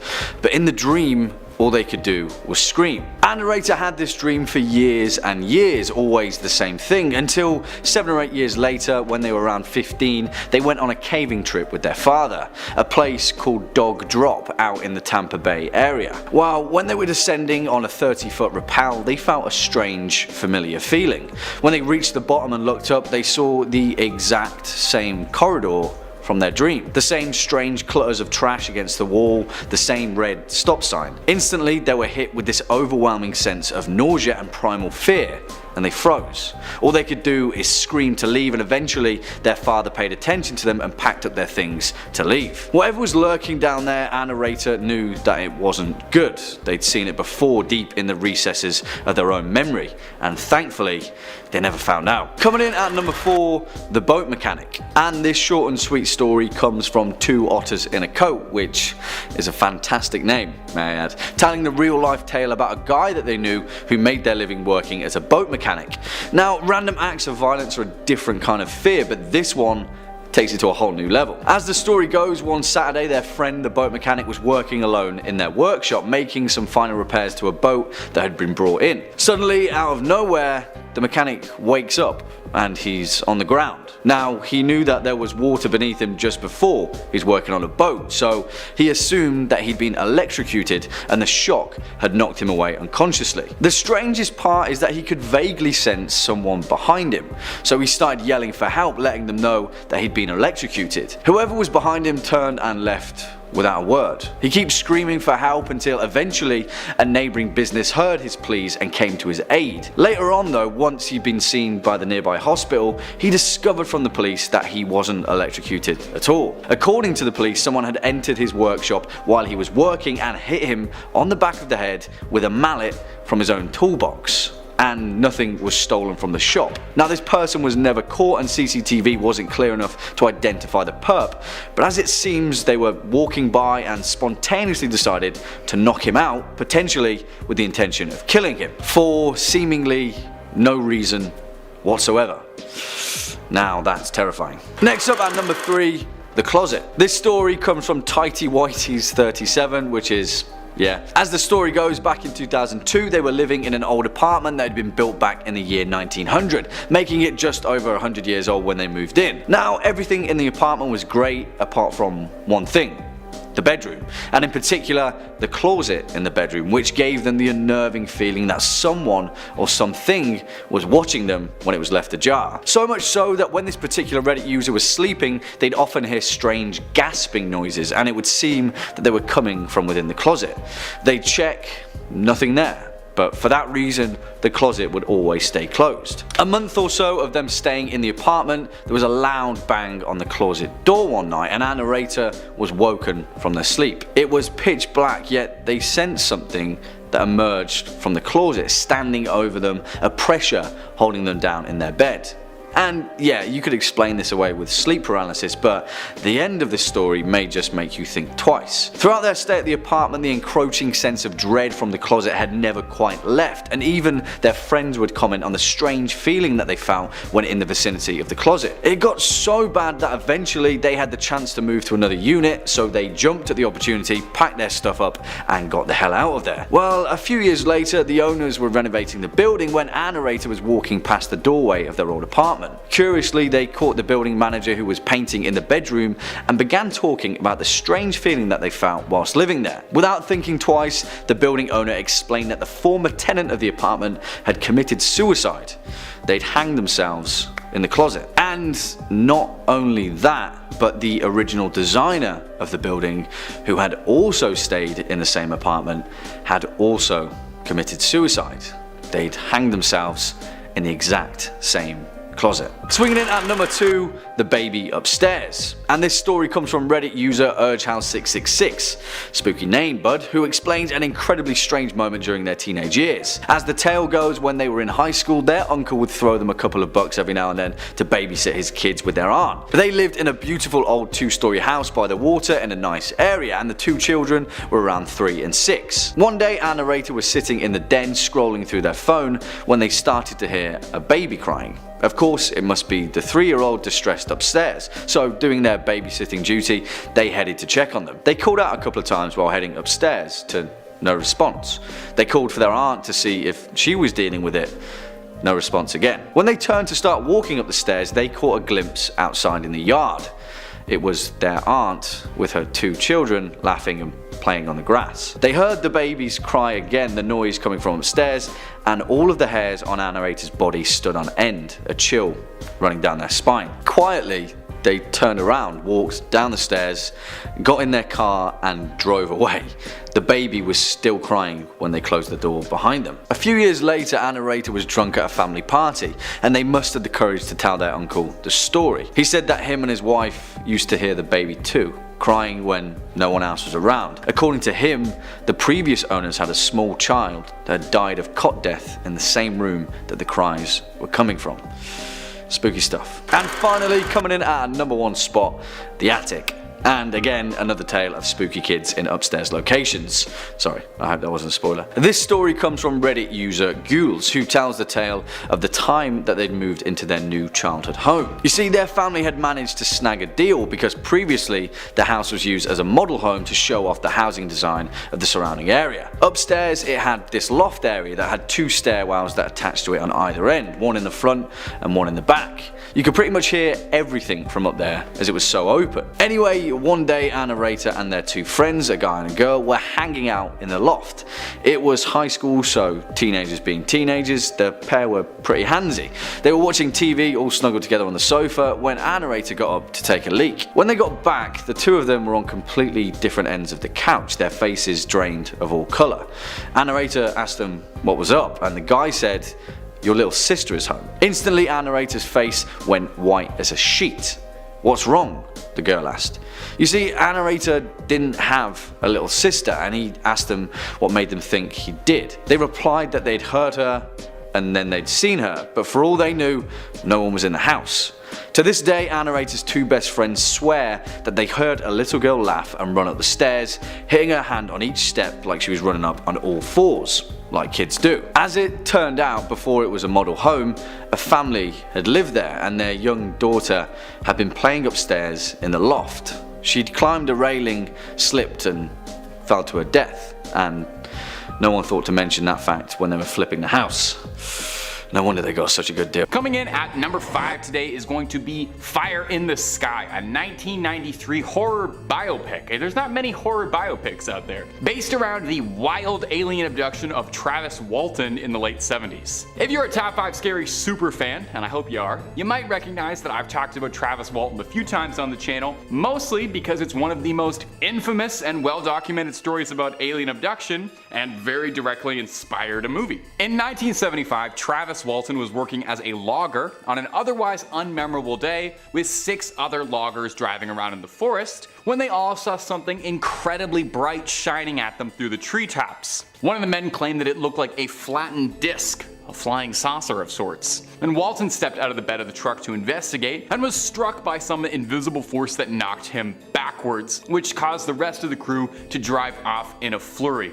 Some friends just leave you there. When the crew returned, Walton had vanished and awoke, and he thought that he'd been taken to a hospital because he remembered finding himself in a blindingly bright room and could hear people moving around him, but it wasn't until he got a good look at his doctors that he realized something wasn't right. Because his doctors were 3 feet tall with brown quarter-sized pupils, marshmallow-like skin. Walton freaked out, obviously, as I think most of us would do, and was restrained by his captors. He tried to fight them off, but was greeted by a tall creature that he said resembled a humanoid, but was masked by an intimidating Darth Vader-like helmet. Maybe it's just a big fan. The masked creature took Walton and escorted him into an operating room, put a translucent mask over his face, and Walton drifted out of consciousness, unsure if anything was real. He claims the next thing he remembers is walking alongside a highway as if nothing ever happened. He found his way to a phone, called his brother-in-law, who panicked asking what had happened, because it turned out that Walton had been gone for 5 days. Search parties had formed, sent dogs, helicopters, the whole 9 yards, but nobody could find where he was, as if he just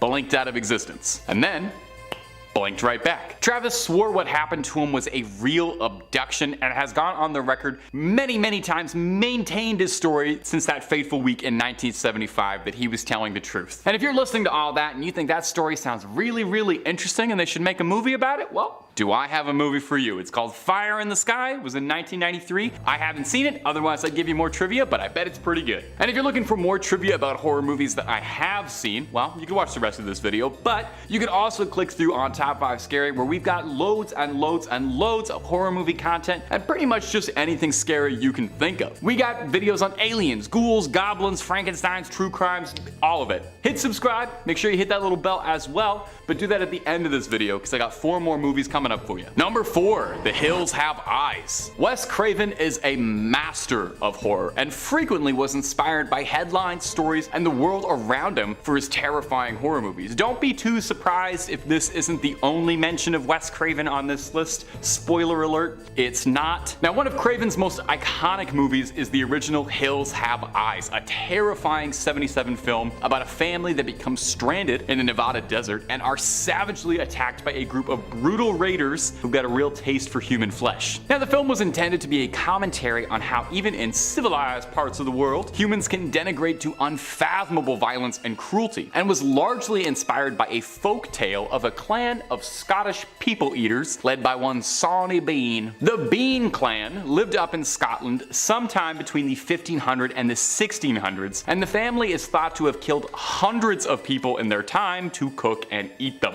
Now, there is no definitive, indisputable proof of the Bean clan existing, but several recounts and folklore have persisted about them, causing a good deal of historical speculation. Story goes that Sawney Bean was born to ditch diggers and left home with a vicious woman named Black Agnes Douglas, who shared his violent tendencies. They fell smitten with each other and in a true romance produced 6 daughters, 8 sons, 14 granddaughters, and 18 grandsons, with their clan descending rather rapidly into inbreeding. Hey, the family that eats people stays together. Sunday dinners are important. The Bean clan would lay careful ambushes at night to rob and kill individuals, where they would then bring the bodies back to their cave to dismember and pickle so they could save their leftovers for later. I don't know why, but that makes it worse for me. It's one thing to do that to a person, but to pickle their remains is just too far. After militias were rounded up to crack down on the cookout, eventually this gathered the attention of a king, thought to be James VI, who rounded up soldiers to clear out the Bean clan's cave.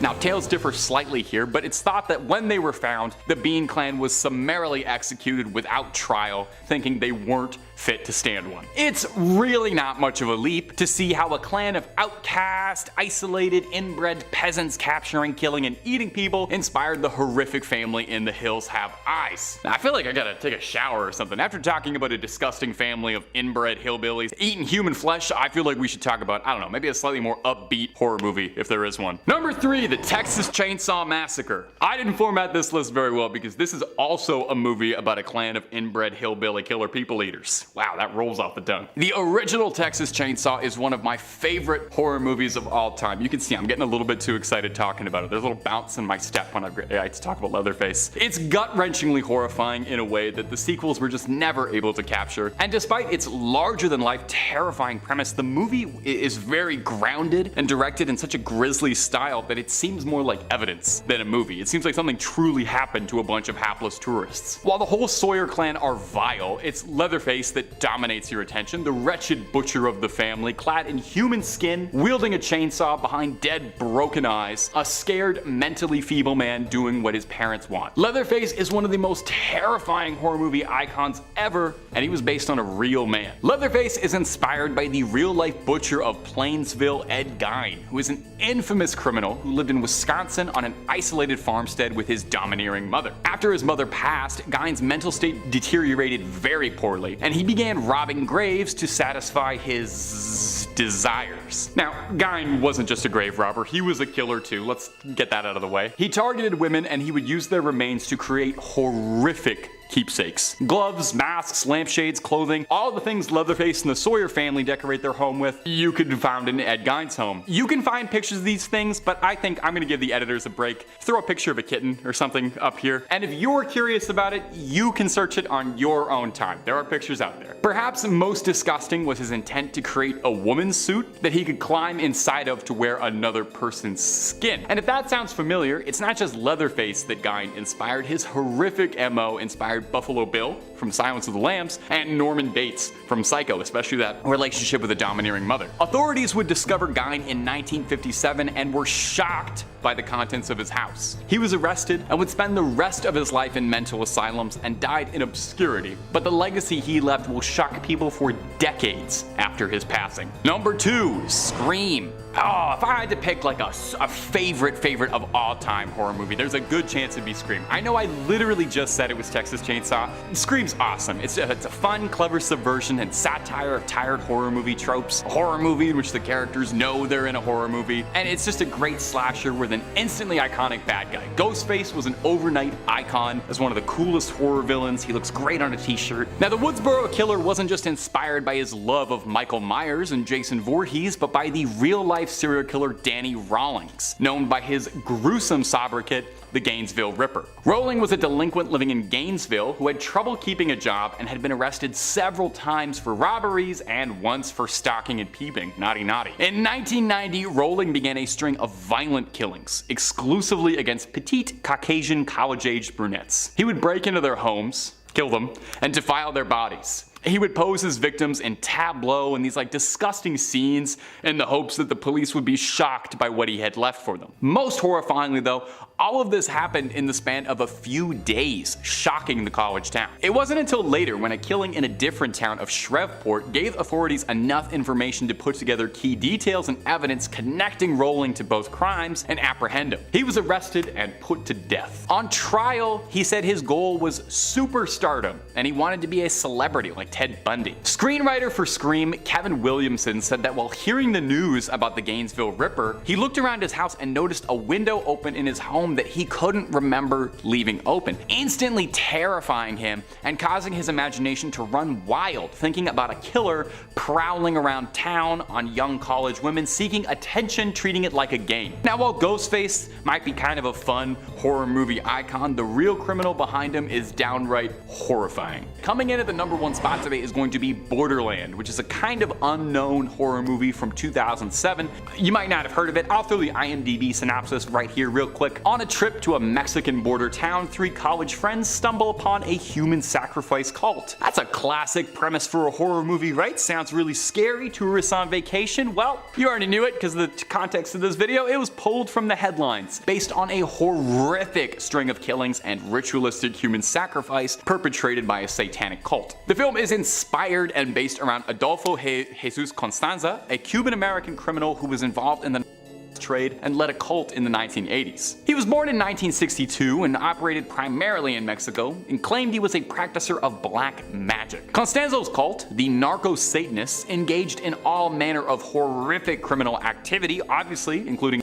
smuggling, and human sacrifice. They believed that these rituals would grant them success and luck in their enterprises. Mark Kilroy was an American college student who on spring break was tragically abducted by this cult and subjected to unimaginable suffering for his brutal death. Kilroy was in the wrong place at the wrong time, with a group of friends traveling to Matamoros, a border town across from Brownsville, Texas. Now Mark was young and athletic, which made him appealing to the cult that was seeking out these traits for their sacrifices. He was captured, taken to a remote ranch, killed ritualistically, and discovered in a mass grave alongside other victims. The case was shocking, and it's this horrific glimpse into the darkest recesses of reality that inspired the film Borderland, reminding us sometimes that we really can't write anything scarier than what humans get up to on their own. Number 5 on this list is Unresolved Mysteries. Unresolved Mysteries is a subreddit that is exactly what you'd expect based on the name, a bunch of creepy and scary mysteries that have never been fully resolved. Now, I've always inherently understood that law enforcement isn't perfect and that things fly under the radar that we don't know about and might not ever find out. Criminals get free and crimes remain unsolved for years, and that's just something that we sort of need to accept. However, looking at this subreddit just makes you understand how many crimes actually go unsolved, and the number, it's truly unsettling. So many of these posts are of people being murdered, disappearing, things being stolen, criminals breaking out of jail, all of these unlawful actions that have just never been solved. Like, I guess I'm okay with a few crimes not getting solved, but this is actually crazy, guys. Now, granted, there are some things on here that are just kind of cool mysteries, like artifacts that have gone missing and stuff of that nature. But most of the posts here are super dark and really make you question the law enforcement that we have in place right now. Just scrolling down through this subreddit, here are some of the topics that I'm talking about. We have assassination, then we have skeletal remains getting found, then we have a Jane Doe being found, and then it's a disappearance, then it's 6 unresolved murders. Like, this is some seriously dark stuff, guys. Honestly, I'm not praying before I read this subreddit, I'm just praying in general that law enforcement can start solving some of these things. Number 4 on this list is two-sentence horror. Two-sentence horror is a subreddit for those of us with particularly short attention spans. Considering I fall into that audience, this subreddit really spoke to me. The rule here is pretty simple: give a horror story in 2 sentences. Sounds impossible, right? Well, you'd be surprised how scary some things can be in just 2 sentences. Let's read off a couple. List Dexit12345 writes, "For 3 weeks I was trapped in that cave, forced to eat my friend in order to survive and see the sun just one more time. As I looked at the sky, there was a searing pain and then a darkness I would never escape from." Shouts from both sides says, "I heard a loud crunch as the dentist was performing my clean. He started screaming at whatever had hatched in my mouth, lashed out at him." Puzzleheaded by 9973 says, "You said I want a lifetime supply of chocolate. This is only 1 chocolate bar." I said to the person running the contest, "I meant your lifetime," he said, pulling a gun out of his jacket. So yeah, that's the type of stuff that we're dealing with on this subreddit. Out of all the ones on this list, I find this one to be the least scary and kind of the most entertaining. If I had to recommend you check out any of them, then this would probably be my subreddit of choice. Number 3 on this list is the Glitch in the Matrix. The Glitch in the Matrix subreddit is a subreddit where people share extensive stories about how we could potentially be living in a simulation and how they have witnessed a glitch. These things can get very weird, and if you believe the stories that are here, then they truly make you question your actual existence. We're talking about time loops that people get stuck in, things glitching positions, people teleporting to different places, things going very wrong that defy the laws of physics and are very reminiscent to that of a video game just totally glitching. Let's read off one of these glitches to give you guys an understanding of what I mean. This one comes in from Ragnar, and they say, "Alright, so this is a very minor glitch, but it's messing with my head, so here you go. The other day I had my younger sister and 2 nieces over for dinner. While eating, I took a picture of us all and then took another picture maybe an hour later while sitting in the living room having dessert. Now on the first picture, my sister's shirt is very clearly a peach pink color, but on the second picture, it's a dark mint green / turquoise color. Now I confirmed with everyone that she did not switch shirts, and you can clearly see that it's the same one / cut. I thought maybe the phone camera was off or there was a filter causing it, but everyone else's clothes look the same, so that doesn't make any sense. None of us have any idea how she's wearing different colored clothes in these 2 pictures, so who knows, maybe I've had my first real glitch. This is a super minor glitch, but it's things of this nature that just don't make any sense at all. If you you actually believe what these people have written, then it really does start to make you wonder, are we truly living in the Matrix? Number 2 on this list is Creepy Wikipedia. This subreddit is definitely up there as being one of the weirdest online. The whole goal of this subreddit is to find the creepiest and scariest Wikipedia pages in the world and then share them with the world. Wikipedia pages that frankly we probably don't ever need to see. Let's just go down a little rabbit hole here of Wikipedia pages that you might find if you visit this subreddit.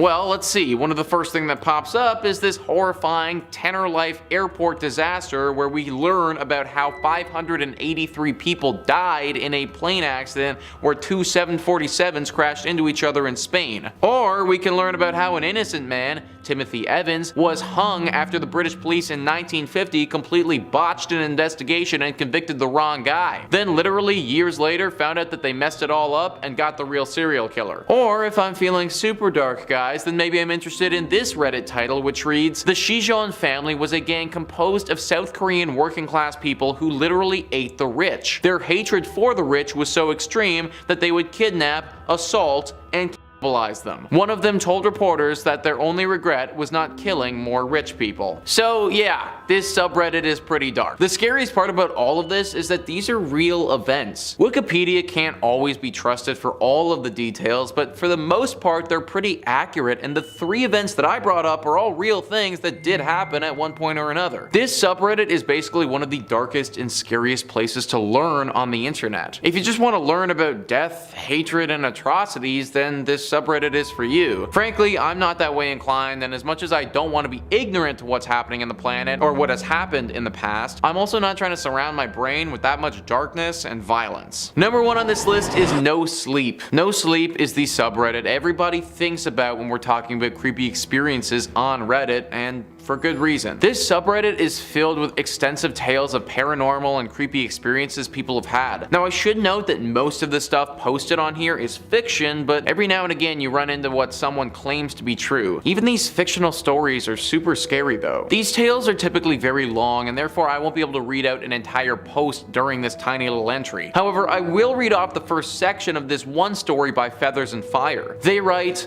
"I lazily flicked the last watched video away, a cat wearing a helmet fashioned out of a melon, and a live feed takes its place. It's dark with torches or headlamps making almost a strobing effect in some crusty old building. Ghost hunters or something like that. Not my thing. I raise my finger to scroll again, but at the last second, something catches my eye that stops me dead. The camera pans past a black and white framed photograph on the wall. It's my grandparents on their wedding day. I sit stock still, watching intently as the camera moves forward. I would recognize that photo anywhere, having examined it countless times as a child visiting their farmhouse. It was my favorite picture out of any hanging on their walls." Now that story, as you can guess, probably doesn't end as a fun and warming tale of this person's grandpa and grandma. It was a very well written post for sure, and gets very dark and scary very soon. If you decide that you want to read the full thing, then just be aware that you may not be getting a ton of sleep tonight. Just a warning. In at number 5 we have Grateful Doe. After a fatal car crash in 1995, there was an unknown body found in the wreckage, and this John Doe was wearing a Grateful Dead band tee.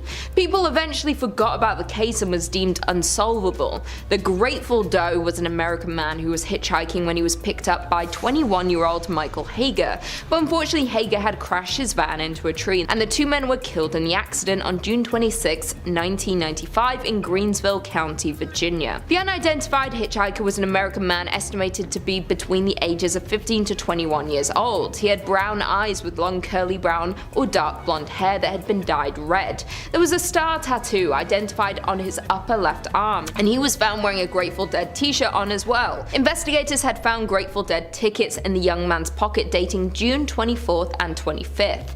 Due to the severity of the lacerations on the unidentified victim's face, mortuary photographs were not released to the public, although a facial reconstruction was later released. In 2012, another facial reconstruction was created by the National Center for Missing and Exploited People. The man who had originally sold the tickets found in Callahan's pocket did not remember the person to whom he had sold them. At least 221 missing people were ruled out as possible identities of the victim. Investigators exhausted all of their resources, questioned everyone they could, and the case eventually went cold, and his body remained nameless until 2015. A woman by the name of Layla Betts, a Redditor and Grateful Dead fan, came came across the case and began researching and posting what she had found online. The case soon went viral thanks to Layla, and she was soon contacted by one of the Doe's former roommates, who helped her put together pieces of the puzzle and tried to solve the case. Layla found out that Doe's real name was Jason Callahan, and finally this case was solved after so many years. Coming in at number 4, we have the Hotel Zaza photo. In 2013, Reddit's internet detectives swarmed a subreddit for Houston, Texas, after a user by the username Joe Likes Music posted a mysterious thread asking insiders what the deal was with a bizarre hotel room at Hotel Zaza. Right when you walk in, it's not a welcoming room with the sinister paintings hanging above the concrete floor, what looks like a two-way mirror next to a bed that was chained to the wall, and a portrait of Stanford Financial Group president Jay Como, overlooking the whole room. Joe Likes Music's work colleague had booked room 322 and was supposedly told that that certain room wasn't meant to be booked at all, and I can see why. Rather than just saying, oh, it's just a weird themed room, the internet did what it does best and speculated wildly about the contents of the room. Some commenters thought the room numbers corresponded to the Skull and Bones secret society, while others assumed that the whole thing was a marketing scam. Vice got wind of this story and tracked down someone from the hotel to get these Redditors' questions about this creepy hotel room finally answered. Cryer Coots, the Houston hotel's head of e-marketing, brought light to some unanswered questions about the themed rooms and weird paintings. Coots stated that, like the other themed rooms Zaza prided itself on, the Hard Times room is just a kooky take on yet another theme: jail.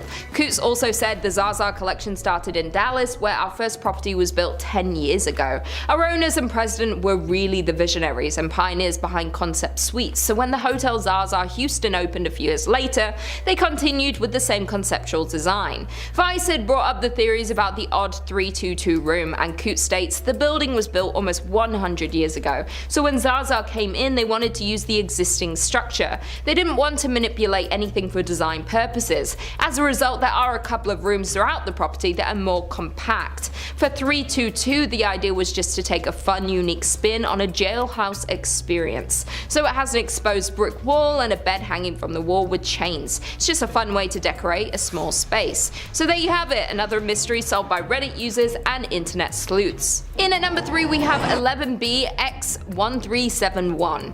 In early 2015, a dark and mysterious video popped up on YouTube, and a Swedish tech blog that created a web mystery and Reddit users wanted to solve this odd discovery.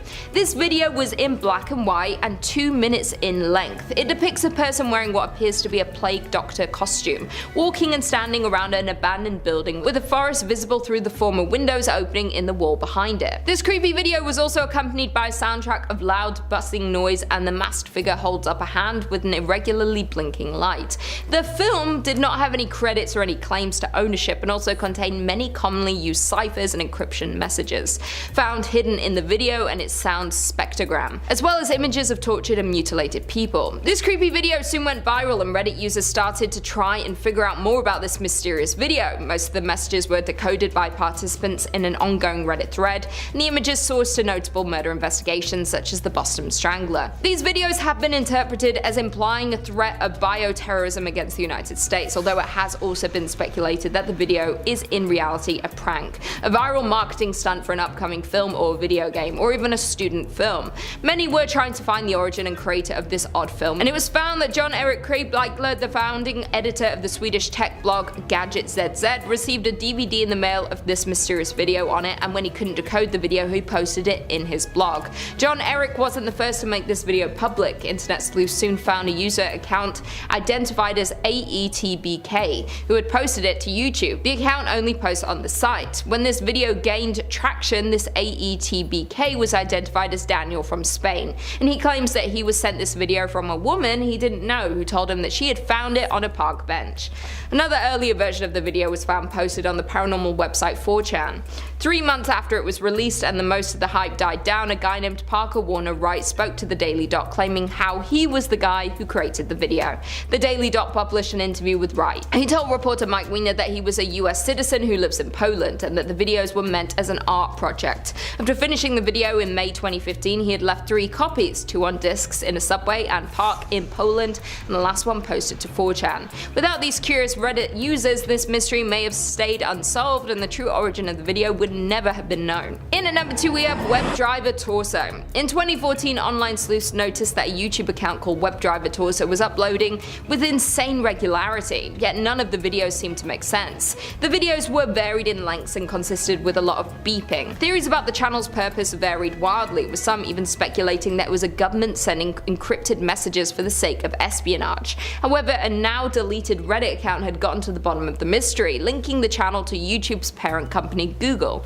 Google actually eventually responded to the mounting speculation surrounding WebDriver Torso, explaining that the videos were used to determine to what extent the technical quality of videos had suffered when they were uploaded to the site, when compared to the originals. Created by Google on March 7, 2013, the channel began uploading videos in September of the same year, consisting of simple slides accompanied by beeps. It was brought to public attention in 2014 when it became a source of speculation for viewers who discovered it and noted 3 atypical videos featuring jokes, and that's when Reddit came across this and started trying to crack the case. The channel stopped posting videos at its same rate after 624,774 videos as of May 2017. The channel posted a few more videos in May, August and October 2018, followed by uploads in July and October 2019. The channel once again posted a video on November 22nd, 2021. Also, if you search WebDriver Torso into Google, the logo will begin behaving in an odd and mysterious shape-shifting manner. Now that the Reddit thread is deleted, leaves mystery in what Google was really trying to do with these videos, or if there really is a true sinister reason for these videos. In at number 1, we have the identity of the Strongsville skeleton. Back in February of 1975, 3 boys exploring the local woods in Strongsville, Ohio came across a skeleton and immediately contacted local authorities. The police were only able to determine that the cause of death was a gunshot wound to the head and that the body belonged to a white woman around the age of 20, but nothing more was known about this Jane Doe. After the case went cold in 2015, an amateur genealogy researcher was searching through cemetery records in Cleveland when she discovered a listing for unknown white female bones. The woman named Christina Skates began investigating the case herself and uploaded her findings to r/unsolved mysteries and another online forum called Web Sleuths. From there, an artist named Carl Koppelman created a reconstruction of what the deceased woman may have looked like based on images he had seen of the skull. The reconstruction started gaining traction and similarities were made between the Strongsville Jane Doe and a local Ohio woman named Lena Pagano by Carl and law enforcement, which led to her identification in 2018. DNA testing would confirm that the unidentified remains were in fact those of Linda. Linda Pagano was a woman from Akron, Ohio, who had been reported missing in 1974. She had an argument with her stepfather and left home, never to be seen again. Thanks to Reddit and Web Sleuths, this case was solved and the Jane Doe was finally identified, and the case could finally be closed after more than 40 years. Coming in at number 5, bug-eyed. We love a good pun from time to time, but this one might just stick with me for the rest of my life. As a person who's worked at swimming pools and summer camps, I've seen all sorts of different stuff get into people's eyes, from sticks, rocks, chlorinated water, bird droppings, and of course, bugs. Hell, I had a gnat fly into my eye while I was biking just last week. But these are all things that can be removed relatively easily if you're careful. They're not trying to make a home in your ocular orb. This story from Reddit user Oscar Devine makes me want to scream, and you're about to find out why. It goes like this. I've told this story before. I'm an eye doctor and I had a patient come to me with an infected eyelid 2 other eye doctors tried to treat and failed. They were dumping all sorts of medicine into it and it wasn't getting any better. At this point it was swollen and painful for weeks with no improvement despite being on tons of meds. Apparently neither of them thought to flip the lid upside down, you know, the gross trick that some kids do with their upper eyelids. It was a painful maneuver for her very swollen eyelid, which might explain it. Anyhow, there appeared to be what looked like a visible abscess inside the tissue with thick, gooey material. I thought I'd give it a nudge and I saw it move. This wasn't an abscess, it was something else. I managed to remove it quite easily in one whole piece. It was a fly larva. The patient told me that she had a bug hit her in the eye a few days before she got this infection. I removed the larva and within 2 days the wound closed and she was 100% recovered on basic antibiotic eye drops. Yes, I do have the photos for this case for those interested. I mean, I for one am not interested. Walking around with a larva in your eyelid for weeks and not bothering to figure out what it actually was? What if it was like wriggling around in there? What if it decided to start crawling around and looking for food? This is the kind of body horror I would expect in a movie, not real life. Although, what is real life if not horror?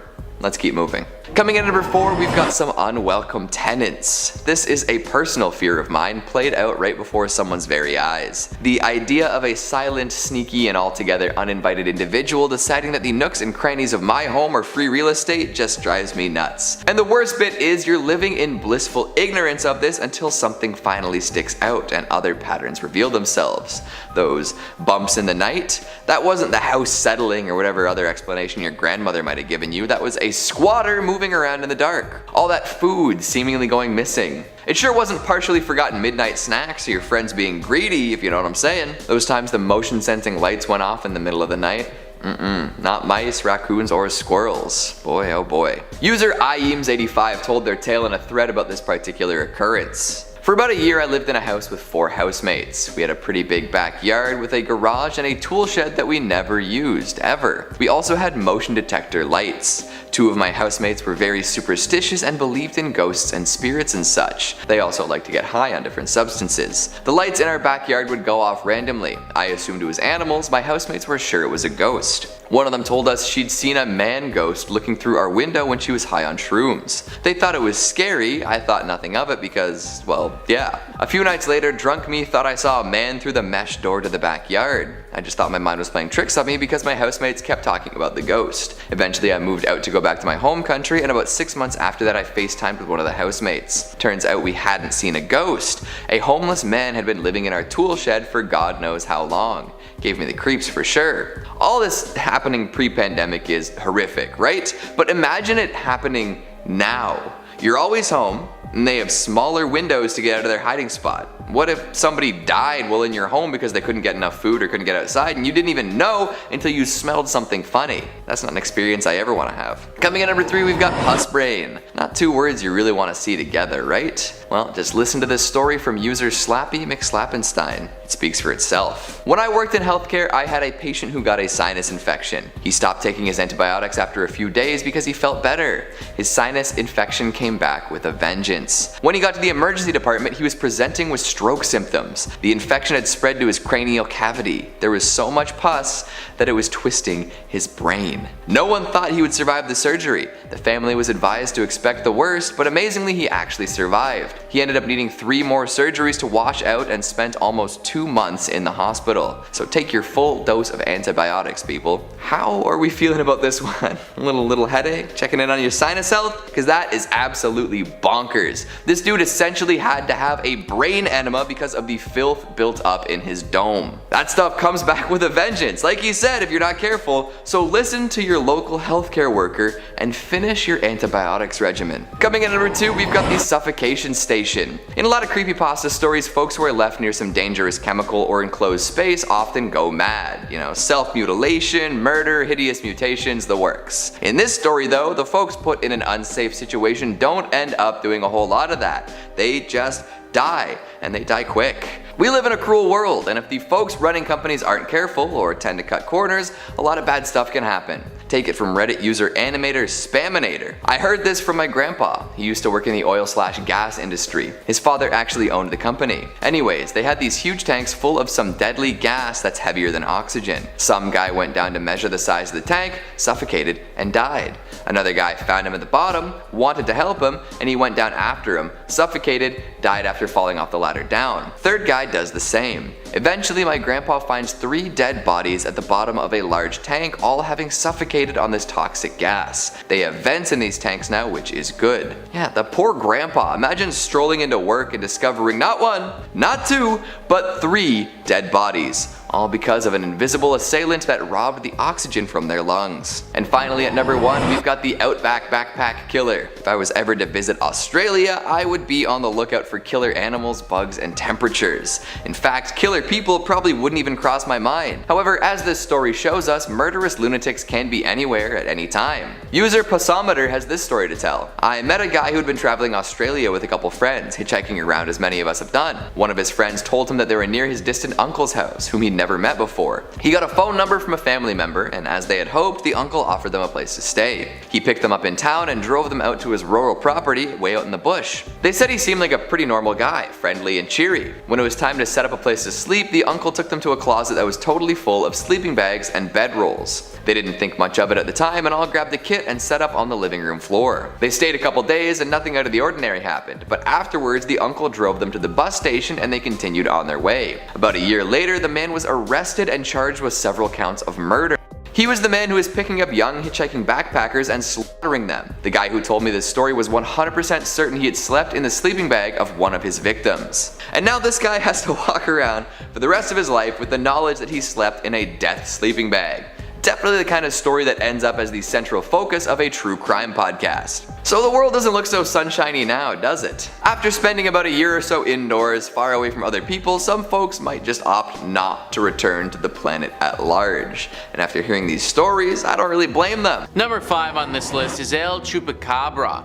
You guys should know who El Chupacabra is by this point, considering we've talked about this creature tons on this channel before. Basically, it is a legendary creature in the Central Americas that's said to drink the blood of livestock. Although this creature seems like it's probably fake, it might be real, just not exactly how we might expect it to be. Carolyn Beccia says, "We are taught from an early age, don't approach scary looking dogs. And while no one can get a clear picture of Bigfoot, the Kraken, or the Loch Ness Monster, there is one monster that is oddly not camera shy, the legendary El Chupacabra. The Chupacabra was first sighted in Puerto Rico in the 70s. A wave of sightings followed in the late 1990s. During this time, livestock throughout Puerto Rico was found drained of blood. These Chupacabra, or goat sucker attacks, caused panic with local residents who claimed a vampire was feeding on their livestock. Although descriptions have varied, most describe a hairless, alien-like monster with spikes going down its back and glowing red eyes. It sounds dubious, but how could so many people be taking pictures of the same ugly dog-like creature? The answer may be one found in science. One plausible theory is that these creatures are coyotes suffering from sarcoptic mange, an inflammatory skin condition caused by the itch-inducing parasite mite scabies. Wolves, dogs, and coyotes infected with scabies will have extreme hair loss, skin shriveling, and constricted blood vessels that can lead to life-threatening fatigue. And while usually a coyote or wolf will have no problems hunting prey, once infected by sarcoptic mange, coyotes may choose to hunt more available meals such as livestock. So it's actually possible that this creature is real, it's just not what we thought at all. I know that this takes away from some of the mystery and lore around it, but ultimately this would make a lot of sense. When you think about it, what's more likely? A space alien comes crashing to Earth and starts sucking the blood of our livestock, or some coyotes get a disease and start doing it instead? I tend to side with the coyotes. Either way though, that doesn't make these coyotes nice or friendly or approachable. Still treat them like you would a chupacabra. With caution. Number 4 on this list is the Stymphalian birds. We gotta go all the way back to ancient Greece for this one. Caroline Beccia says, one of Hercules' labors was to kill the Stymphalian birds, man-eating birds who had the peculiar habit of throwing dung. The Greeks were not the only ones who liked to scare their youngsters with killer bird tales. The Maori tribe of New Zealand told similar legends of the Pokie or Haikoi, a giant black and white bird that swooped down from the sky to pick off small children. Scientists today know that these thunderbirds existed. Called Haast's eagle, the bird stood over 6 feet tall and had a wingspan of over 8 feet. The Haast eagle would sit atop trees and then ambush its prey by swooping down at 60-mile-per-hour speeds. Then it would disembowel its meal with sharp talons before the poor slob could even worry about dung throwing. Hercules would never have survived these hellbirds, but you can sleep well tonight. The Haast's eagle went extinct around the 15th century. Anything that could annihilate Hercules would definitely be a no-go for me, guys. That dude was literally a demigod, and if these guys could have beaten him, then we wouldn't have stood a chance. Lucky for us, they are extinct now, but for the people back then, they would have had their hands full with these creatures. If, of course, they still had hands and the beast hadn't ripped them off yet. Number 3 on this list is the Kraken. We have one of the most famous folklore creatures here, guys, that as we know now, turned out to be real. The Kraken was especially big in Norse culture. All of those people up there in the Nordic regions feared this wicked beast, as it was said to be able to pull down entire ships with hundreds of men on board. Instances where exactly that happened did actually transpire. Ships with tons of people on them that were literally made for battle would be out on the water, and then boom, Kraken attack and they're toasted. Except it wasn't really the Kraken now, was it? The Kraken looks very similar to an actual animal that we have in our world that is also super deadly and really strong. The giant squid. Giant squids, in case you couldn't tell from the name, are giant. They're pretty big. They are so big, actually, they would have had the capability to take down an old ship like this. In fact, we've even seen these beasts do some serious damage to submarines, and they're made of metal. They easily could have sunk a wooden boat from hundreds or thousands of years ago. And if you were a sailor on said wooden boat and you saw this massive creature with several tentacles sucking you to the bottom of the ocean, then you would probably exaggerate what happened as well too. It's very easy to see how the legend of the Kraken got started and started to snowball as more encounters with the giant squid happened. I'm glad that the Kraken isn't technically real, because the giant squid is already bad enough. Number 2 on this list is the Charybdis. What was initially thought to be a folkloric creature may have been real, but not exactly in the way that we might think. Caroline Beccia says, "Nothing is more frightening than being sucked underwater by a whirlpool that feeds on human flesh 3 times a day." The Charybdis first appeared in Homer's Odyssey. During this epic tale, Odysseus must sail between the 6-headed sea monster Scylla and the flesh-eating whirlpool Charybdis. These 2 dueling sea monsters attacked in intervals, much like a whirlpool's regular intervals of tidal activity. It sounds terrifying, but whirlpools that pull ships underwater really do happen. Known today as Garofalo, one is found in the strait between Italy's mainland and Sicily. Garofalo occurs when winds blow across the strait in opposition to the tides. This makes it technically not a whirlpool because there's no circular motion, but it does have the ability to wreak havoc on ships and pull humans into a watery grave. So this deadly creature was real, it just ended up not being a creature at all. Back in the times when these stories were written, there would have been many folklore legends about evil sea monsters that could pull brave sailors into the sea. The reality of the situation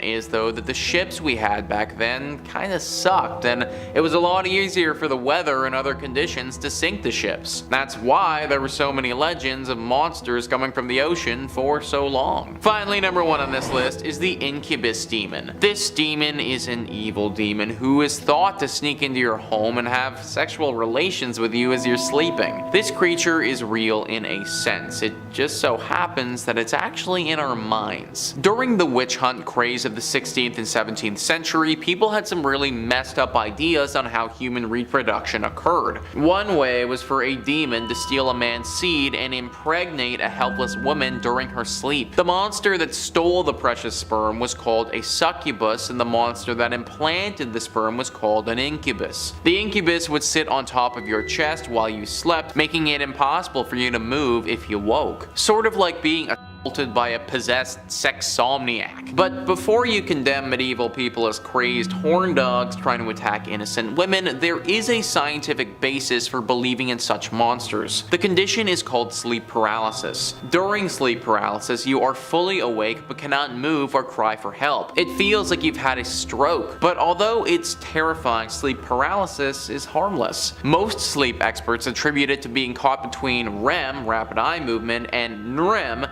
non non-rapid eye movement sleep. Either way, before sleep stages were understood, we can see how our ancestors would have thought it was a demon sitting on your chest. So literally this demon creature that apparently attacked people was never real at all, it just felt extremely real from our minds. I've experienced sleep paralysis before, and although I didn't experience any demon thing, I can 100% see how people would have believed this back then. It could definitely have felt like that and would have got people on the lookout for this sick and twisted demon of the night. Number 5 on this list is the El Culebron. I'd never heard of this legend before, and I have to admit that it's pretty cool. This creature is native to Chile, and although it'd be pretty neat to look at from afar, it's definitely very dangerous. Scoop Whoop says El Culebron is basically an enormous hairy snake with a gigantic calf-like head. It's said that the creature resides inside of dark caves or remote forests, and it eats basically anything in its path. Legend also has it that the snake can draw wealth to anyone who's able to domesticate it, but trapping a Culebron is no easy feat. You have to find one in the wild, pluck 3 of its longest hair strands without getting eaten, and then put it in a bowl of milk. From that bowl, 3 baby Culebron will spring to life, and the strongest will eat the other 2 and become a full-fledged Culebron. From that point forward, owners have to maintain the snakes with sacrifices of animals or close relatives and leave the blood in a secret location that only the snake knows of. A very unique legend if you ask me.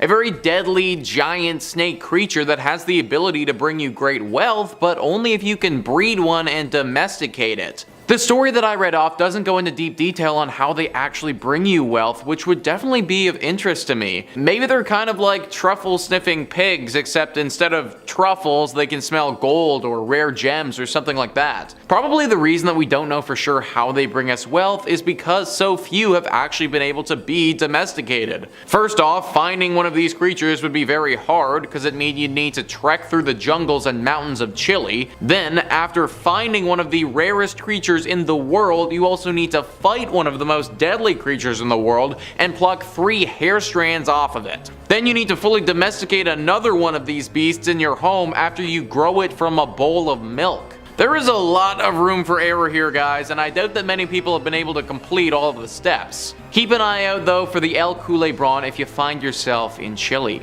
Number 4 on this list is La Llorona. La Llorona is also known to many as the Weeping Woman. She is the ghostly apparition of a vengeful spirit who roams around by the water bemoaning the loss of her children whom she'd actually drowned herself. Scoop Whoop writes, according to a popular version of the tale, the Weeping Woman was once a beautiful maiden named Maria. She married a nobleman and gave birth to 2 sons. Her husband was a traveler and he rarely visited home.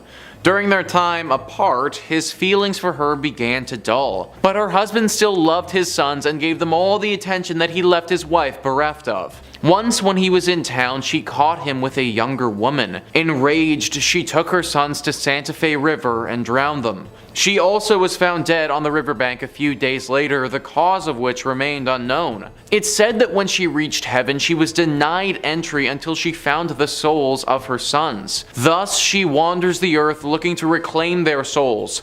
Dressed in a white gown and mourning for her sons, La Llorona takes lost and abandoned children and drowns them in hopes of recovering souls that will allow her entry into the afterlife. What an absolutely horrible woman. Clearly killing her own children really didn't teach her anything at all, because now she's out there killing other people's children. This is a really scary legend in Mexico, and it's often why parents don't let their children go to areas with water by themselves. There's also the fear that La Llorona will be lurking somewhere around there thinking that she can use the souls of the young children instead of her own. You'd think that she would have realized by now that faking the souls of other people to get into heaven isn't gonna work, but by the sounds of it, she really doesn't sound like the brightest bulb in the bunch. Bright or not, she's still very dangerous, so be very careful whenever you're around water in Latin America. Number 3 on this list is La Ciguepa. La Ciguepa are interesting mythical creatures that are located in the Dominican Republic. They can be found in forests and around the rivers and lakes of the country. At first glance, they may look like a woman with long hair. However, upon closer inspection, one will see very unique characteristics. Their backwards facing feet. That's right, guys, their feet actually face towards their own body, and this is one of the main differences between this creature and your standard human.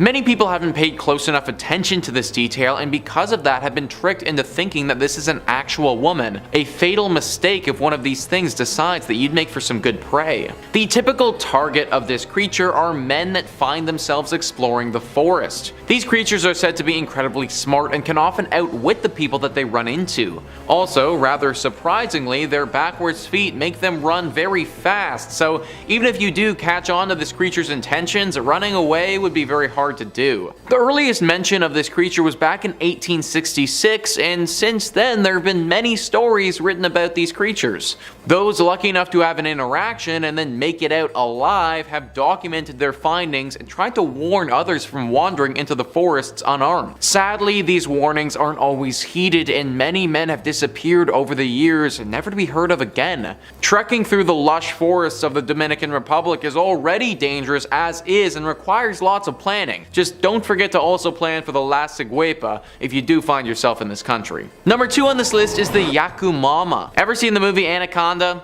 1997 movie with J-Lo and Owen Wilson, all about a super massive snake that starts hunting this filmmaker? Well, I wouldn't be shocked if that snake was based off of the legend of the Yakumama. Cryptid Wiki says the Yakumama is a large snake up to 60 meters in length that is said to inhabit the Amazon River basin. Local shamans say that the Yakumama travels to an area called the Boiling River. In the local legends, the Yakumama is said to be the mother of all marine life. It has the ability to suck up any living thing that passed within 100 paces. The locals would blow on a conch horn before entering the river, believing after hearing the noise, the serpent would reveal itself if it was in the area. I can't describe to you guys how massive 60 meters in length would actually be. Titanoboa was an ancient creature that actually existed in the Amazon. It was a massive snake, the biggest the world has ever seen, that ruled over these parts and could swallow crocodiles whole. That creature at its max would grow up to 50 feet in length or 15 meters. So basically, Yakumama is 4 times the size of the biggest and deadliest snake that's ever lived. This thing would be able to annihilate hundreds of humans at once. Even if the locals did blow on their conch and the snake did reveal itself, then there would literally be nothing that they could do. It would just eat them all, and that would be that. Snakes are super cool, but not when they're 60 meters long and looking to devour me. Number 1 on this list is the Puchin. Puchin are very dangerous and deadly beasts and should not be underestimated under any circumstances. Cryptid Wiki says, the Puchin, a creature from the Mapuche mythology and Chilote mythology pertaining to southern Chile, was a feared shapeshifter which could instantly change into anything. It's often been described as a gigantic flying snake that produced strange whistling sounds, while its gaze could paralyze an intended victim and permit it to suck its blood. It's often been reported as sucking blood from sheep. The creature can be eliminated by a maki. So maki, in case you aren't familiar, are medicine women, and they're believed to be the only people capable of defeating this beast. Meaning that you could be the strongest warrior in the world, you could have taken down beasts and enemies in the hundreds before, but you would still fall to the Puchin if you weren't a maki. It's extremely hard to kill something if you can't even look at it, and that's what this is like. Similar to Medusa in the way that it can paralyze you if you look at it, fighting this beast is near impossible. Aside from its ability to paralyze people, it's also extremely fast, extremely strong, it can fly, and it can also shapeshift into other dangerous creatures.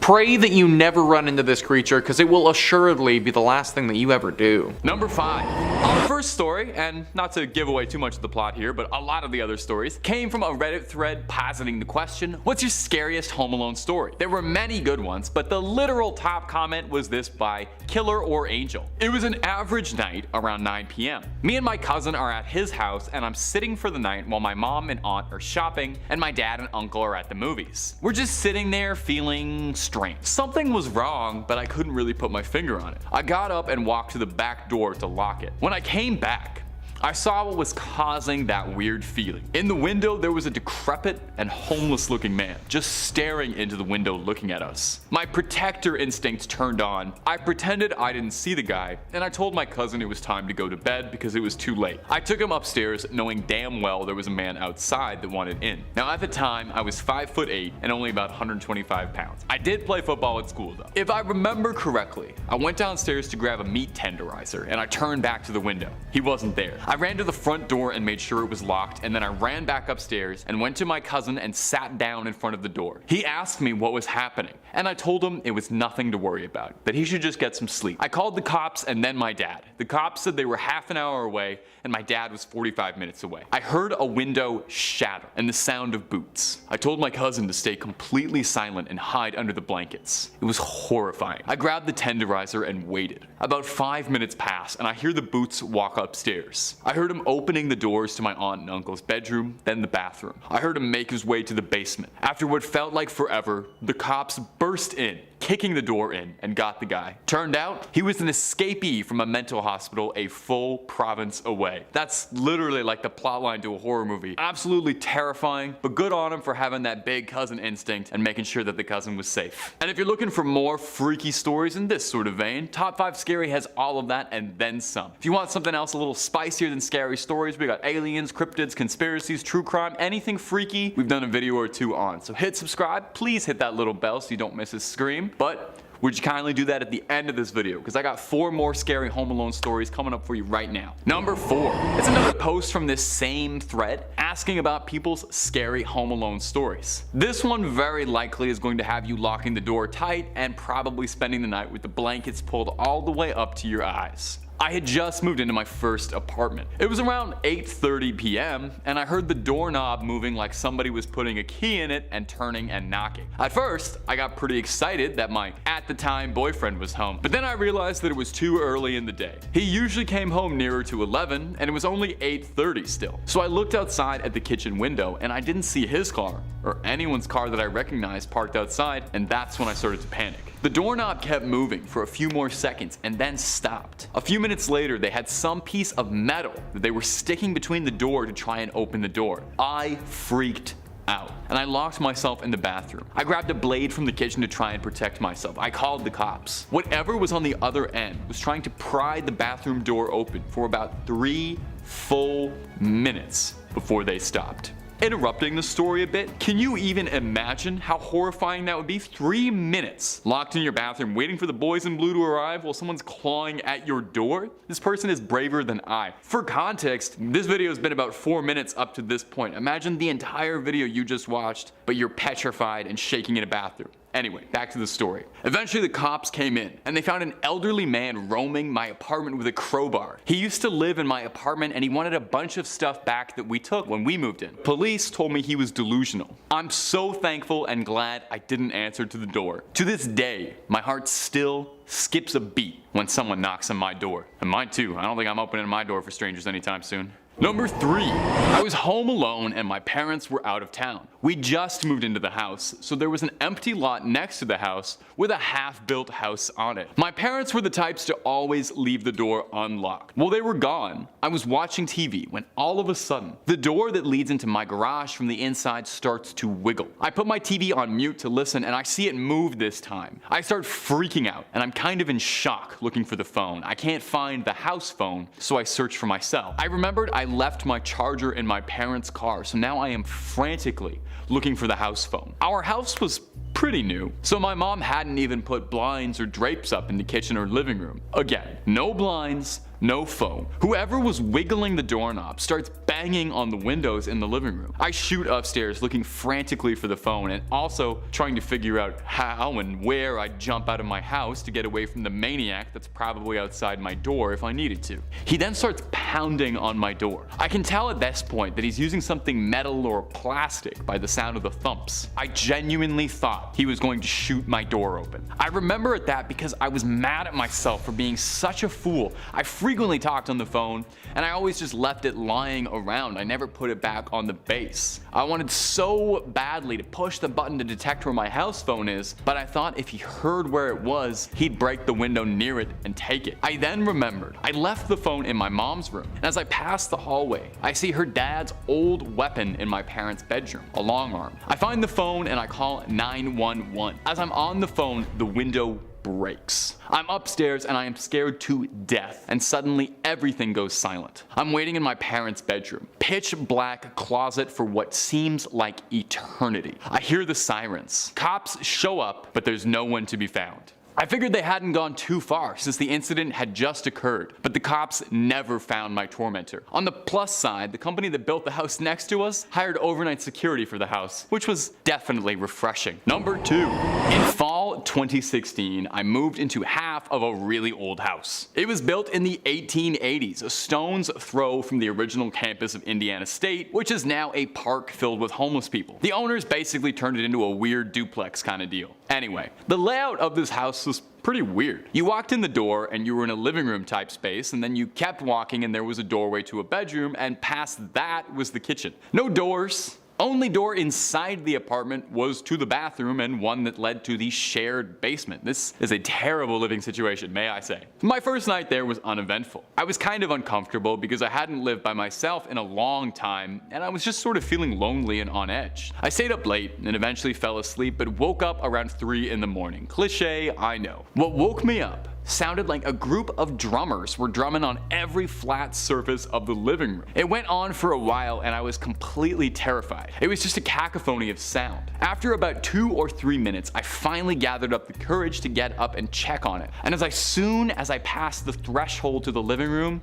it just stopped. Nothing happened the rest of the night, but I didn't get much sleep at all. A couple of days later, my friend was visiting and he was about to leave. We were standing by the front door to my bookshelf and I told him about how I was having trouble sleeping, and I told him that story about my first night there. As I was saying this, a book threw itself off the bookshelf and onto the floor 3 feet away. It had to fly past the dresser the shelf was perched and landed between the two of us. He just gave me a creeped out look and said, "I have to go." And I don't blame him. Eventually, I asked the guy in the other half of the apartment what was up, as he'd lived there for 8 years. He told me that no one stayed longer than a year and they all reported the same stuff. For whatever reason, he said nothing ever happened on his side. Doesn't make sense, but there it is. And sometimes, you just don't get the answers, and that's way scarier. And number 1, do you remember your first job? Mine was a newspaper route. Maybe yours was like a grocery store clerk or a babysitter. This next tale is a tale of babysitting gone deeply wrong. Perhaps one of the most infamous home invasion stories in American history is the babysitter killings in 1978. Lauren Strode was a young woman looking to take on a bit of responsibility and earn some spare pocket cash for the upcoming summer. She and her friends had a bit of a sitters club. On October 31st, 1978, Strode was looking after Tommy Doyle, a neighborhood boy while his parents were out, alongside friends Ann Brackett and Linda Vanderklok looking after one Lindsay Wallace. It seemed like it would be a fun night like any other in a sleepy town. Unfortunately, unbeknownst to the girls, earlier that week a mental patient from Smith's Grove Sanitarium nearby had escaped containment and was on the loose and suspected to be around the Haddonfield area. A quiet investigation being led by Sheriff Brackett, Ann's father, and a psychiatrist at Smith's Grove was underway to try and apprehend the patient, who had been incarcerated after killing his sister years ago in a fit of unprecedented, terrifying violence. The patient had disguised himself and was stalking the streets of Haddonfield and had come across Strode out of a psychotic obsession. He stalked the girl for days until eventually making his move, and then proceeded to invade the home of Linda Vanderklok and strangled her alongside boyfriend Bobby Sims. Strode protected the youth she was looking after, and thankfully both Tommy Doyle and Lindsay Wallace were not harmed in any way, and boldly attacked the invader with a knitting needle, subduing him long enough for authorities to arrive, where he was apprehended and returned to Smith's Grove Sanitarium, where he remained for 40 years. Strode remained in Haddonfield, where she lives quietly and would prefer not to be disturbed, looking after her daughter and granddaughter, and does not celebrate Halloween much anymore.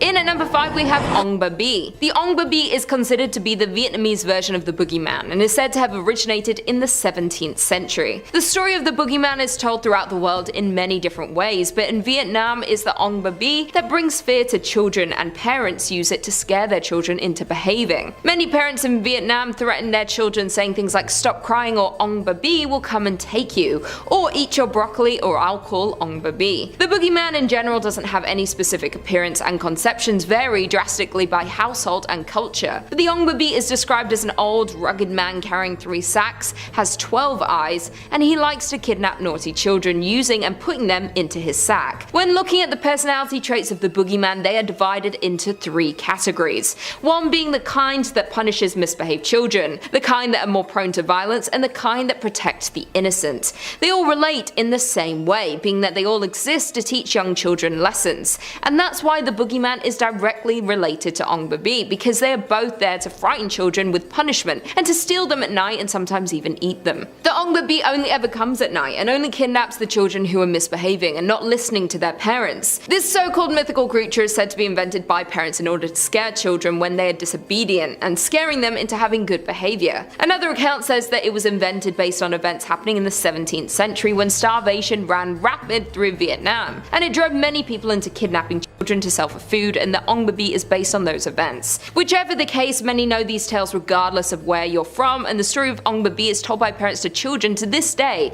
and is a very fearsome figure to children in Vietnam. Coming in at number 4 we have Ma Da. Children living in areas close to the river are warned about Ma Da, which are vengeful spirits who lurk in bodies of water. They're believed to be the souls of drowned victims that tend to have a childlike appearance, and they manifest as bloated corpses with weeds for hair. It's believed these souls died in torment and they cannot find peace and can only be reincarnated if there is another to take their place. The Ma Da roam in lakes and rivers waiting to drag down unsuspecting swimmers, but it's believed that this is most likely made up to warn children to not go swimming unsupervised because many fatal water-related accidents are very common in Vietnam. Many happenings and stories of the Ma Da come from the infamous Tu Lich, otherwise known as the Cursed River. Back in September 2001, while working to take out some of the excessive mud and trash build-up in the river, a construction team uncovered several wooden piles arranged in a strange formation, including ceramic relics, metal utensils, and even bones from human skeletons. The odd occurrence even made headlines on many different newspapers at the time, but had eventually died down. Several years later, in 2007, the happenings came up again when Mr. Nijin Hung Kwang, the leader of the construction team, recounting many misfortunes that had happened to him and others who were related to the project since 2001. Some of the things that happened to these men included experiencing nightmares in which they were haunted by ghosts, feelings of being drowned, as well as health issues such as epileptic seizures and other accidents happening to the men's families. Mr. Nunjian even invited a monk to perform a ritual to lift the curse on the river, but the attempt was unsuccessful, and the monk died shortly after visiting. In at number 3 we have Khoi Nahap Trong. The Khoi Nahap Trong tend to possess the bodies of the recently deceased. Legend has it that when someone passes away and is prepared for burial, it is extremely important to not let a black cat, which is a symbol of bad luck,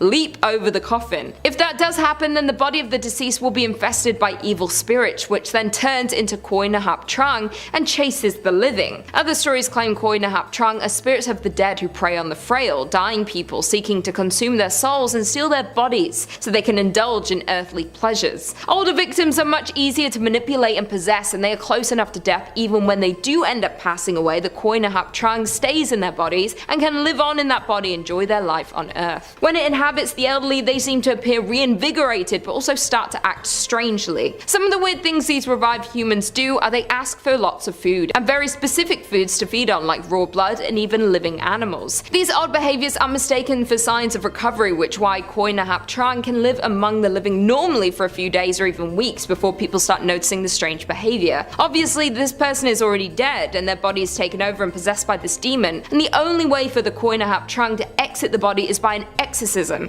and then once the evil spirit is expelled, the body will immediately show signs of decay, as if it's been dead for days. Some believe that this legend is exaggerated accounts of the incidents where someone is wrongfully declared dead and wakes up suddenly during their funeral, which is terrifying. In at number 2, Ma Lay. Ma Lay is said to be one of the most terrifying creatures in the Vietnamese folklore. By daytime they are said to walk among us disguised as women, usually looking young, very beautiful, and often appearing tired.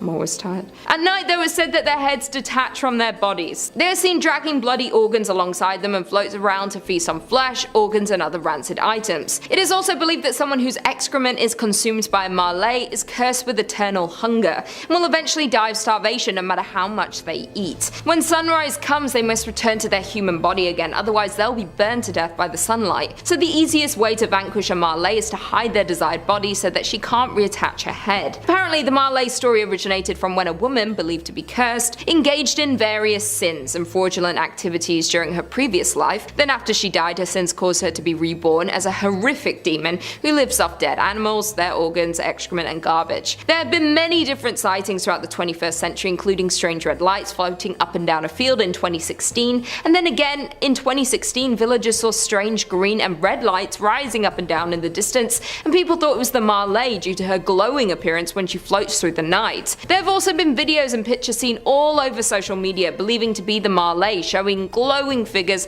hovering around the night sky and eyewitnesses capturing these sightings, and people have no explanation for them. Similar creatures as the Marley can be seen in the folklore of many other Southeast Asian countries including Malaysia, Thailand and Cambodia, where they are known as the other names such as Arp, Krasu or Penangel, but they all relate back to Malay. And finally, in at number 1 we have Than Trung. The Than Trung are evil spirits who torture the souls of the dead. These spirits usually appear as either massive black birds with blood red beaks, or they have massive bird-shaped heads with human-like bodies and glowing red eyes. They also have large wings which help them fly, and they stay close to cemeteries and sit on mountain peaks to have a better view to seek out their next prey, and are able to see who is being buried at each cemetery. They often appear after someone passes away and is newly buried, and they show up next to the new grave. It is said that they torture the newly dead people's souls for information about their living relatives, then the Than Trung hunts down their relatives and reap the souls of those living people, leading to several family members dying within a short period of one another. Apparently the Than Trung must get to the newly buried person within 49 days or they cannot summon their soul. There is even a horror game that came out called The Death Than Trung, which is based off the folklore and was created and developed by Dong Si T and some member of Team Dut in 2021. The game is a first-person psychological horror adventure game that is highly inspired by the demon folklore. The game revolves around the story of a young man who was stuck in an endless nightmare at his inn, and the black and red are the main color tones in the game. It takes place in the city of Hanoi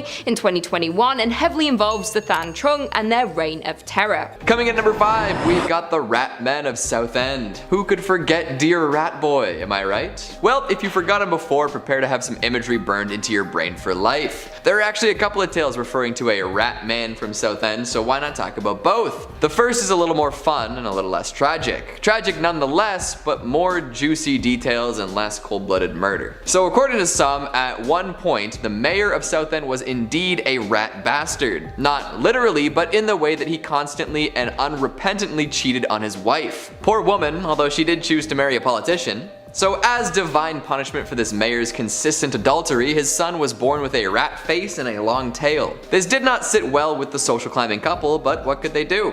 For a while they would feed their son the only thing he craved: meat. This rat boy would chow down on raw flesh like nobody else. Eventually they realized they couldn't possibly raise a meat-eating rat lad in full view of the public, so the mayor had an underpass with secret chambers built just for his rat son. And for the rest of his days, Rat Boy lived in the dank, dark underpass, attempting escape and scaring anyone who dared pass through. He eventually grew into a rat man in his own right, and even killed a few folks for food. The legend persists, with some night tours insisting that they stroll the underpass in case he decides to come out at night. Yeesh. The second story has more to do with the man and also rats, but I'll tell it anyway. Apparently there was an old man also living below an underpass. He had no belongings save for his clothes and a blanket, and he did his best to stay hidden away. However, one day a group of rowdy teenagers came across this man and mercilessly beat him. Once he was incapacitated, they stole his blanket and left him to die in the cold. Unable to move due to his injuries, the man eventually did succumb to hypothermia. Following his death, hundreds of rats emerged from the shadows to consume his lifeless body. Thus began the legend of the Rat Man, consumed by the scurrying dark masses that plague the city. Some say that you can still hear strange scrabbly noises near that underpass. Could it be the descendants of those rats looking for more human flesh? Or maybe it's the ghost of the Rat Man himself, crawling around, disemboweled and confused.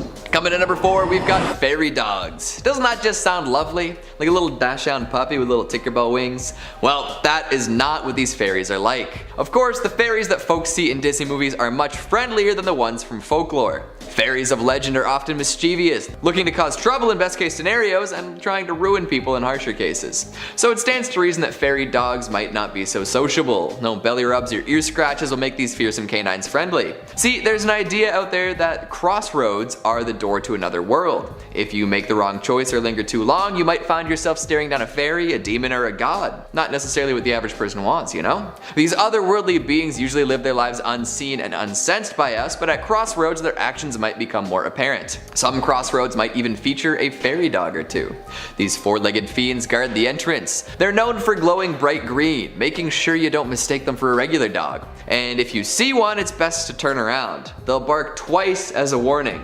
Alright, 2, remember that. And don't worry if you think you might miss one of these barks, they're as loud and commanding as they come. But if you do not heed this warning and the dog gets out a third bark, you are doomed. Sure, good things come in 3s, just not this time. Hey guys, if you're liking the video so far, make sure to give it a big thumbs up, it really helps us with the algorithm. On with the list. Coming in number 3, we've got the knocker. You would think that mining is scary enough as is, right? Heading into underground tunnels to blast away at rocks until you find some useful materials, hopefully not getting caved in, probably not running out of oxygen, etc. Well, this dangerous career comes with its own share of folklore too, just to make sure that some unexplainable spooks become even spookier. The knocker is a mining monster. Based on the sounds of underground work, it is a spirit that lives within the same tunnels that the helmet-wearing workers descend into every day. Apparently the knocker is the ghost of a tin miner. It's 2 feet tall with a big head, long beard, and arms that almost drag along the ground. Being the ghost of a miner, it carries all the necessary equipment from lamps to pickaxes. Folks familiar with mining might know about the knocking sounds that echo throughout. This is a very scary sound as it can often be indicative of a cave-in. The actual knocking came from the creaking of earth and timbers before giving way, but to some of the miners the noise came from these malevolent spirits attempting to knock down the walls. There are actually all sorts of knocker related tales ranging from benevolent to malevolent, but sometimes remaining largely benign. But the scariest additions are those who went around the different tunnels stealing equipment and food, leaving the miners in terrible situations. Sometimes they would even purposefully misdirect miners, leaving them lost in the labyrinth of mine shafts and passages. Worst of all, they're associated with mine fires, which are absolutely horrifying. So make sure you toss the last bite of your meat pie into the mine for the knockers, lest you find yourself in a whole world of trouble. Coming in number 2, we've got boggarts. Nasty, nasty creatures these ones are. A lot of folks are familiar with them thanks to the Harry Potter universe, but the idea of rotten little buggers ruining everything has been around for a lot longer than that. Household spirits looking to cause as much trouble as possible, boggarts are something nobody ever wants to deal with. They're famous for making possessions disappear, causing milk to sour, and having dogs walk lame. Definitely not fun. And once you've found yourself in the upsetting company of one, good luck getting rid of it. They will stick with your family no matter where you go, no matter how far you run. Your things will keep disappearing, your food will keep going bad, and you'll always be haunted by the knowledge that an awful little is making all of it happening. But don't even think about reasoning with a boggart. Sure, they were once helpful brownies or silkies, but something offended them or caused them to feel mistreated, and now they are just pure bad. Even if you offer to make a deal or treat it nicely from now on, it will respond very negatively. It will get furious and wreck all of your stuff in one go instead of doing it mischievously over the course of many years. So yeah, it's like a poltergeist you can't escape, but somehow worse. Folks that have to deal with these, not happy folks. And finally at number 1, we've got Black Shuck. We've talked about fairy dogs earlier, but that was just the beginning. This is the true terror dog, the big, brutal bad boy, the canine carnivore fueled by carnage, a hate-eyed and vengeful black dog full of rage and malice. There are all sorts of variants based on where you are, from the Gargest to the Guy Trash to the Padfoot, but the best known is Black Shuck. See it and you are out of luck. This thing is the embodiment of Satan. Wherever it goes, destruction follows. A harbinger of doom with blazing red eyes. If you see one, you are supposed to hide or make sure not to look at it. If you neglect to avert your gaze, your luck will get so bad that you die within the year. Holy smokes, right? There's one tale from a Suffolk church that tells of a Black Shuck visit during 1577. The enormous dog came running in, killed a man and a boy, and caused the steeple to collapse through the roof. It then left in a hurry, leaving dark scorch marks on the door. And that was just one little tale. Even if you're a dog person, you do not want to run into one of these. Something tells me that a treat won't smooth things over. Coming in at number 5, Cyclops. I mean, we can't have a giant creature list without including one of the most infamous giants in history, Cyclops. Hailing from Greek mythology and then later Roman mythology, the Cyclops were giant one-eyed creatures who can be distinguished in 3 groups. In Hesiod's Theogony, they are the brothers Brontes, Steropus, and Argus, I think, who provided Zeus with his weapon, the Thunderbolt. In Homer's Odyssey, they are an uncivilized group of shepherds, the brethren of Polyphemus encountered by Odysseus. Cyclopses were also famous as the builders of the Cyclopean walls of Mycenae and Tyrannus. For the sake of avoiding confusion, let's focus our attention to the Homeric Cyclopses. In an episode of Homer's Odyssey, the hero Odysseus encounters the Cyclops Polyphemus, the son of Poseidon, a one-eyed man-eating giant who lives with his fellow Cyclopses in a distant land.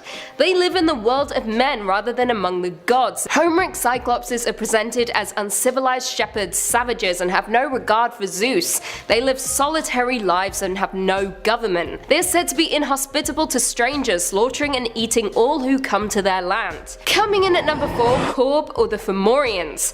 The Fomorians are a supernatural race in Irish mythology, often portrayed as hostile and monstrous beings who come from under the sea or the earth. However, later they were portrayed as giants and sea raiders and enemies of Ireland's first settlers. They appear to have once been gods who represent the harmful or destructive powers of nature, personifications of chaos, darkness, death, blight, and drought. In Old and Middle Irish, the race is typically called the Fomor or Fomori, with an individual member being called a Fomor. They are often regarded as malevolent spirits dwelling underwater and in the nether regions of the earth, before later being portrayed as the aforementioned sea raiders. This was heavily influenced by the Viking raids on Ireland that were taking place during this time.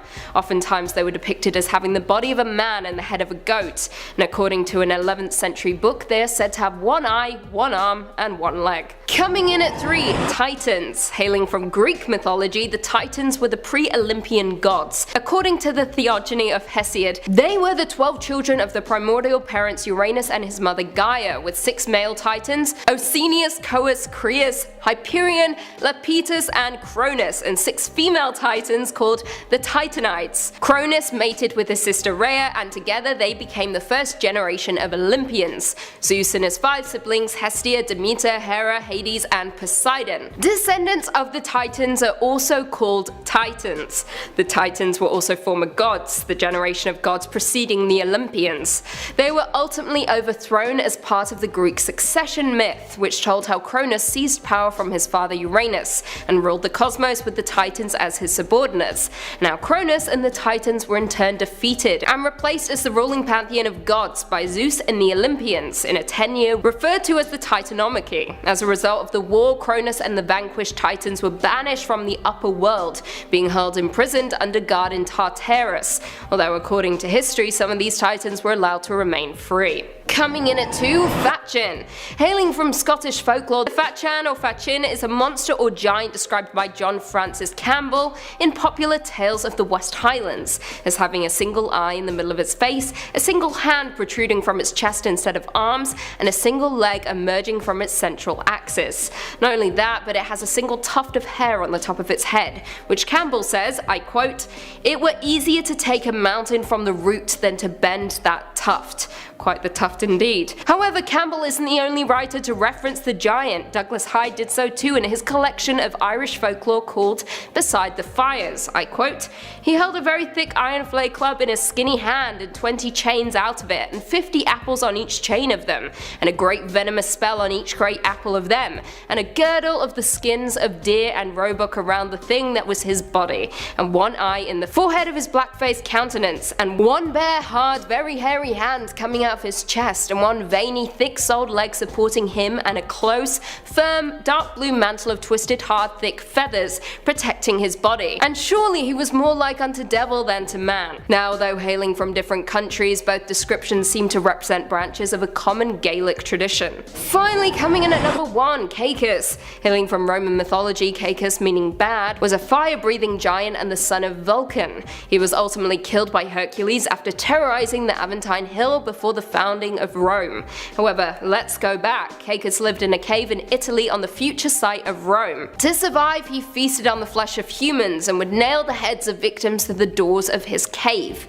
Now, like I said, he would later be defeated by Hercules, and according to Evander, Hercules stopped to pasture the cattle he had stolen from Geryon near Caicus' lair. As Hercules slept, the giant took a liking to the cattle and stole 8 of them, 4 bulls and 4 cows, dragging them by their their tails so as to leave a trail in the wrong direction. When Hercules awoke, the remaining cattle made suggestive noises towards the cave, so Hercules, now angry, stormed towards the cave and a terrified Cacus blocked the entrance with a vast, immovable boulder, so Hercules quite literally tore off the top of the mountain to reach him. Cacus responded with spewing fire and smoke, while Hercules attacked with tree branches and rocks the size of millstones. Hercules eventually leapt into the cave, aiming for the area where the smoke was heaviest, and grabbed Cacus, strangling the monster to death. According to Virgil in Book 8 of the Aeneid, Hercules grasped Cacus so tightly that his eyes popped out and there was no blood left in his throat. Yikes. Number 5 is Slaughterhouse Canyon. Slaughterhouse Canyon is home to one of the most tragic stories I have ever heard. In the early 1800s, a family lived remotely in this area. There were 4 of them: the mother, the father, and 2 children. The father would travel into this canyon and have to leave his family for extended periods of time. These trips were for food, money, clothes, anything to assist his family's survival. One day during his journey, he was lost to the rocks and did not return. Without the assistance from the father, the remainder of the family started to starve. Slowly dying of famine and having no resources, the family, and most specifically the mother, lost her mind. Her madness reached a state that she could no longer come back from,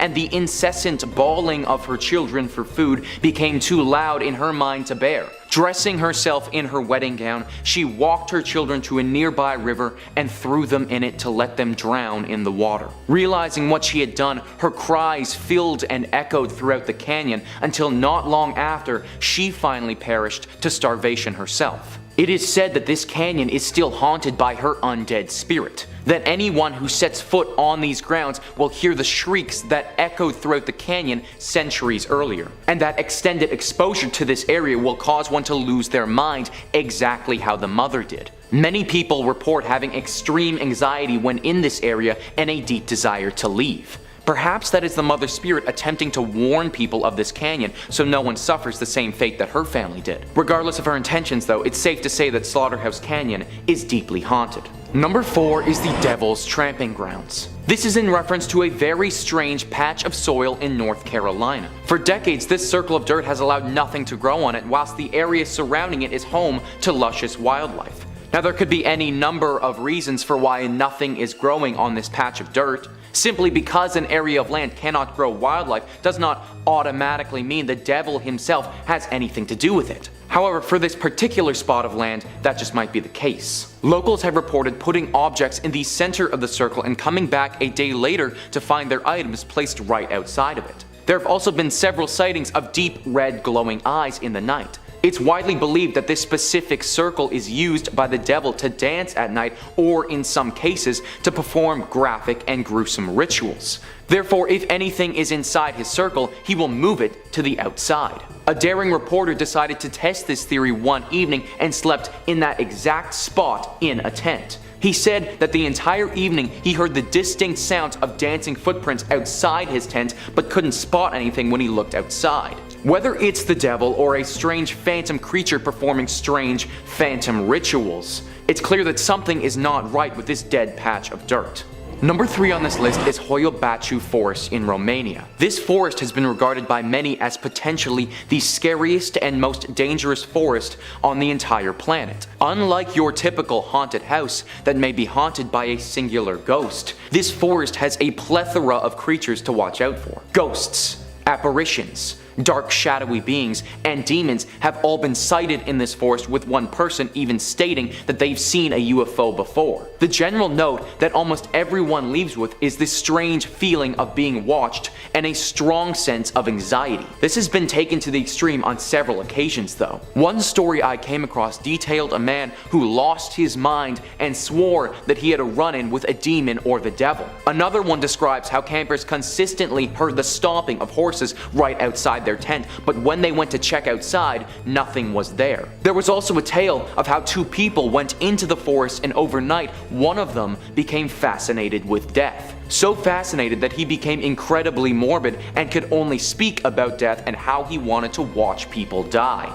This forest started out as local Romanian folklore, but over the years has garnered some serious attention. The general consensus though is to stay away. Number 2 on our list is the haunted waters of Utah Lake. Utah Lake is a massive body of water that spans 150 square miles. Whilst it's undoubtedly home to a deluge of underwater critters, some of them don't come naturally. On the shores of Utah Lake are a collection of rocks, aptly named the Massacre Rocks. It's said that hundreds of years ago, the area surrounding Utah Lake was occupied by Native Americans. During that period, there was a great famine that was affecting the people in this group. Therefore, mothers of newborn children, rather than subject their child to a life of harsh starvation where they would likely die anyways, were forced by the community to drown these babies in the water of Utah Lake by the Massacre Rocks. It was through this tragedy that Utah Lake became haunted. Many locals of the area believe that the souls of these children still rest at the bottom of this lake to this day. It is undecided whether or not these souls have taken a physical and amphibious form or if they are simply ghostly apparitions. One thing is for certain though, do not go in the water. Approaching the lake, you will start to hear the cries of young children coming from the water. You must fight the urge to go and help that cry. These children, or water babies as they are often referred to, will drag you to the depths of the lake and you will never be seen again. Number 1 on this list is Airedale Asylum, located in Australia. The Airedale Insane Asylum was a mental institute that housed some of Australia's most dangerous criminals for over 100 years. It's said that many deaths occurred in this asylum, averaging roughly 100 per year. Now, it doesn't house any mental patients today, but it is thought that the spirits of these patients are still there. Visitors of the Airedale Insane Asylum often have to leave soon after they've entered due to fainting or feeling unexplained pain or serious nausea. One of the most common things people note is the sound of repeated banging. The sound of somebody smacking their head against the wall rings throughout the asylum, with no one being able to find the origin of it. Some people have reported actually being shoved or bitten with no one in sight. There are also several rooms of this asylum with special characteristics to them. Gary Webb was a longtime patient of this asylum, known to be particularly gruesome. He died a long time ago. However, if you were to tread inside his room, you would still hear the distinctive shout to get out. The former superintendent's office is a place of particular interest as well, since it will give people passing by the unmistakable taste of bitter acid, which is only too fitting considering the superintendent committed suicide by drinking acid many years earlier.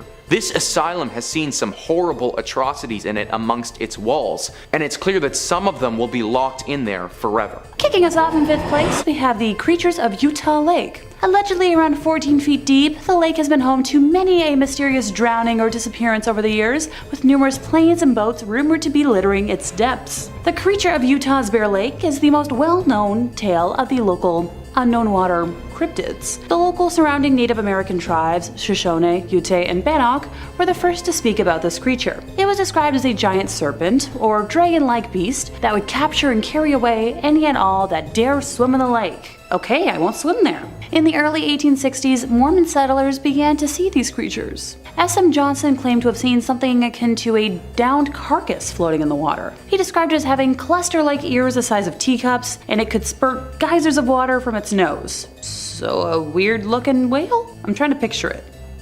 You let me know in the comments if you can picture that. He believed that it must have been of enormous size because it didn't drift to the shore, so its legs must have been embedded in the muddy bottom of the lake. Most of the sightings of this creature describe it as a kind of dragon, or freakish, alligator-like beast. In the year 2000, James Chase noticed something strange swimming in the lake near Pelican Point, around 40 yards from where he was, so a little distance away. He claimed to have seen something that was a little larger than a barrel drum in width, surfaced to the top of the water like a whale, and then submerged again. James said it was shimmering silver in color with large yellow stripes running vertically along its midsection. Now, James is a Hawaiian transplant and had encountered many different forms of ocean life, but he said he had never seen anything like this. Next up, we have water babies. That was my nickname as a kid. Apparently they're something to fear, and are also known as water kelpies or merfolk. The local water babies originate from the Native American Ute telling and can be found all over the world and fall into the category of undine, which is a fairy water species. Hey, I love fairies. And mermaids. Apparently they can be very dangerous if you disregard or disrespect them, but doesn't that apply to most things? Oh, so you know when you're walking by the shore and you hear the distant crying of babies? Yep, this is what you hear.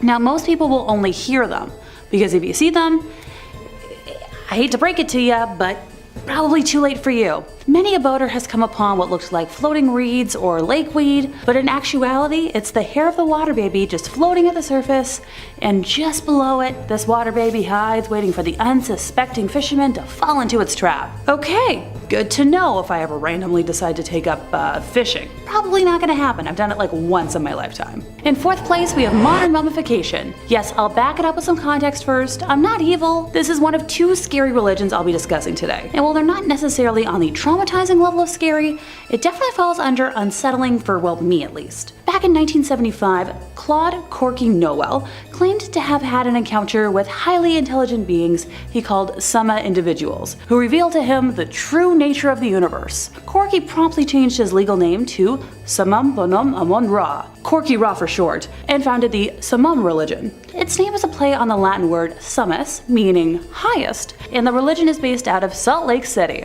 To an outside observer like myself, Summum resembles a blend of science fiction, with alien encounters, cloning, New Age mysticism, and a healthy blend of ancient religions. Summum draws many of its beliefs from Egyptian polytheism, with a particular emphasis on the sun god Ra, although it also relies on the teachings of Gnostic Christians, such as those found in the Gospel of Thomas. Practicing the religion relies heavily on meditation, aimed at the summum goal of spiritual psychokinesis. For those who are unaware, psychokinesis is the power to move objects with your brain, something I wouldn't mind doing when I do my grocery run next week. Groceries get heavy. A particular peculiarity of the church is that it practices modern mummification. Fun alliteration. It believes that mummification allows for a soul to smoothly depart from our world to the next. Additionally, it claims that the modern mummification process they use preserves the cells and enables them to be cloned in the future. Do you at least sign a consent form first? For Summum followers, reincarnation is a scientific as well as a spiritual concept. The Summum Pyramid was built between 1977 to 79 and serves as the church's main teaching space, meditation hall, and provider of modern mummification. Yeah, try saying that 5 times fast. Their pyramid, like their religion, is sealed except to the open mind. Whatever the heck that means. Here's something to chew on. The pyramid itself, which incorporates, the divine proportions into its measurements, is not zoned as a church, but take a wild guess. You're not gonna get this. A bonded winery. This is so the pyramid can produce what the Summum Church calls nectar publications, which are alcoholic drinks used during meditation services. Since the organization doesn't keep formal membership records, they base the number of people who have received the message of Summum on the number of wine bottles, or publications, they have distributed, which is somewhere around 250,000 to date. Okay, this is so wild to me, seeing as Utah is one of the driest states out there. To make ends meet, the Summum Church offers mummification services to non-Summum members for those who yearn for something more. It offers the service to both humans and pets alike. Prices range from $67,000 for a person to as low as $4,000 for a pet under 15 pounds. All I can think about right now is like that one episode of Criminal Minds where they unsub mummified people while they were still alive, and I kinda hate my brain for it. In third place, we have the legend of Old Main. As the legend goes, Virginia Loomis had her life ended in the late 1800s, and her body was discovered on the boulder used to make many of the bricks to construct the Cedar City building in 1898. It's said that some of the bricks contain her red bodily fluids, with one of them being occasionally on display at Southern Utah University. The supposed killer, Stephen Farr, later in life was hired as a janitor at the university, where revenge was served. On his first day of work, he was lighting the old coal furnace in Old Main's basement when something caused the furnace door to slam shut on his arm. Stephen burned to death, unable to wrench free, becoming the human torch that burned Old Main to the ground in 1948. It's said the ghost of Virginia was seen laughing in the flames, and Virginia was written on Stephen's skull. It's referenced at least as far back as a university newspaper article in 1986. There, it talks about the spooky happenings documented from the beginning, and a parapsychology expert who was brought in back in 1948 to solve 50 years of the building haunting people. I'm all for a girl power gal haunting like she rightfully deserves. In second place, time to visit Skinwalker Ranch. Dang, it's been a minute since I've talked about cryptids, hasn't it? Well, here we go. Sherman Ranch, also known as Skinwalker Ranch, has been reported as a hub for paranormal activity ranging from UFO sightings to strange beasts with red eyes. The 500 acres of isolated land is located between Ballard and Vernal in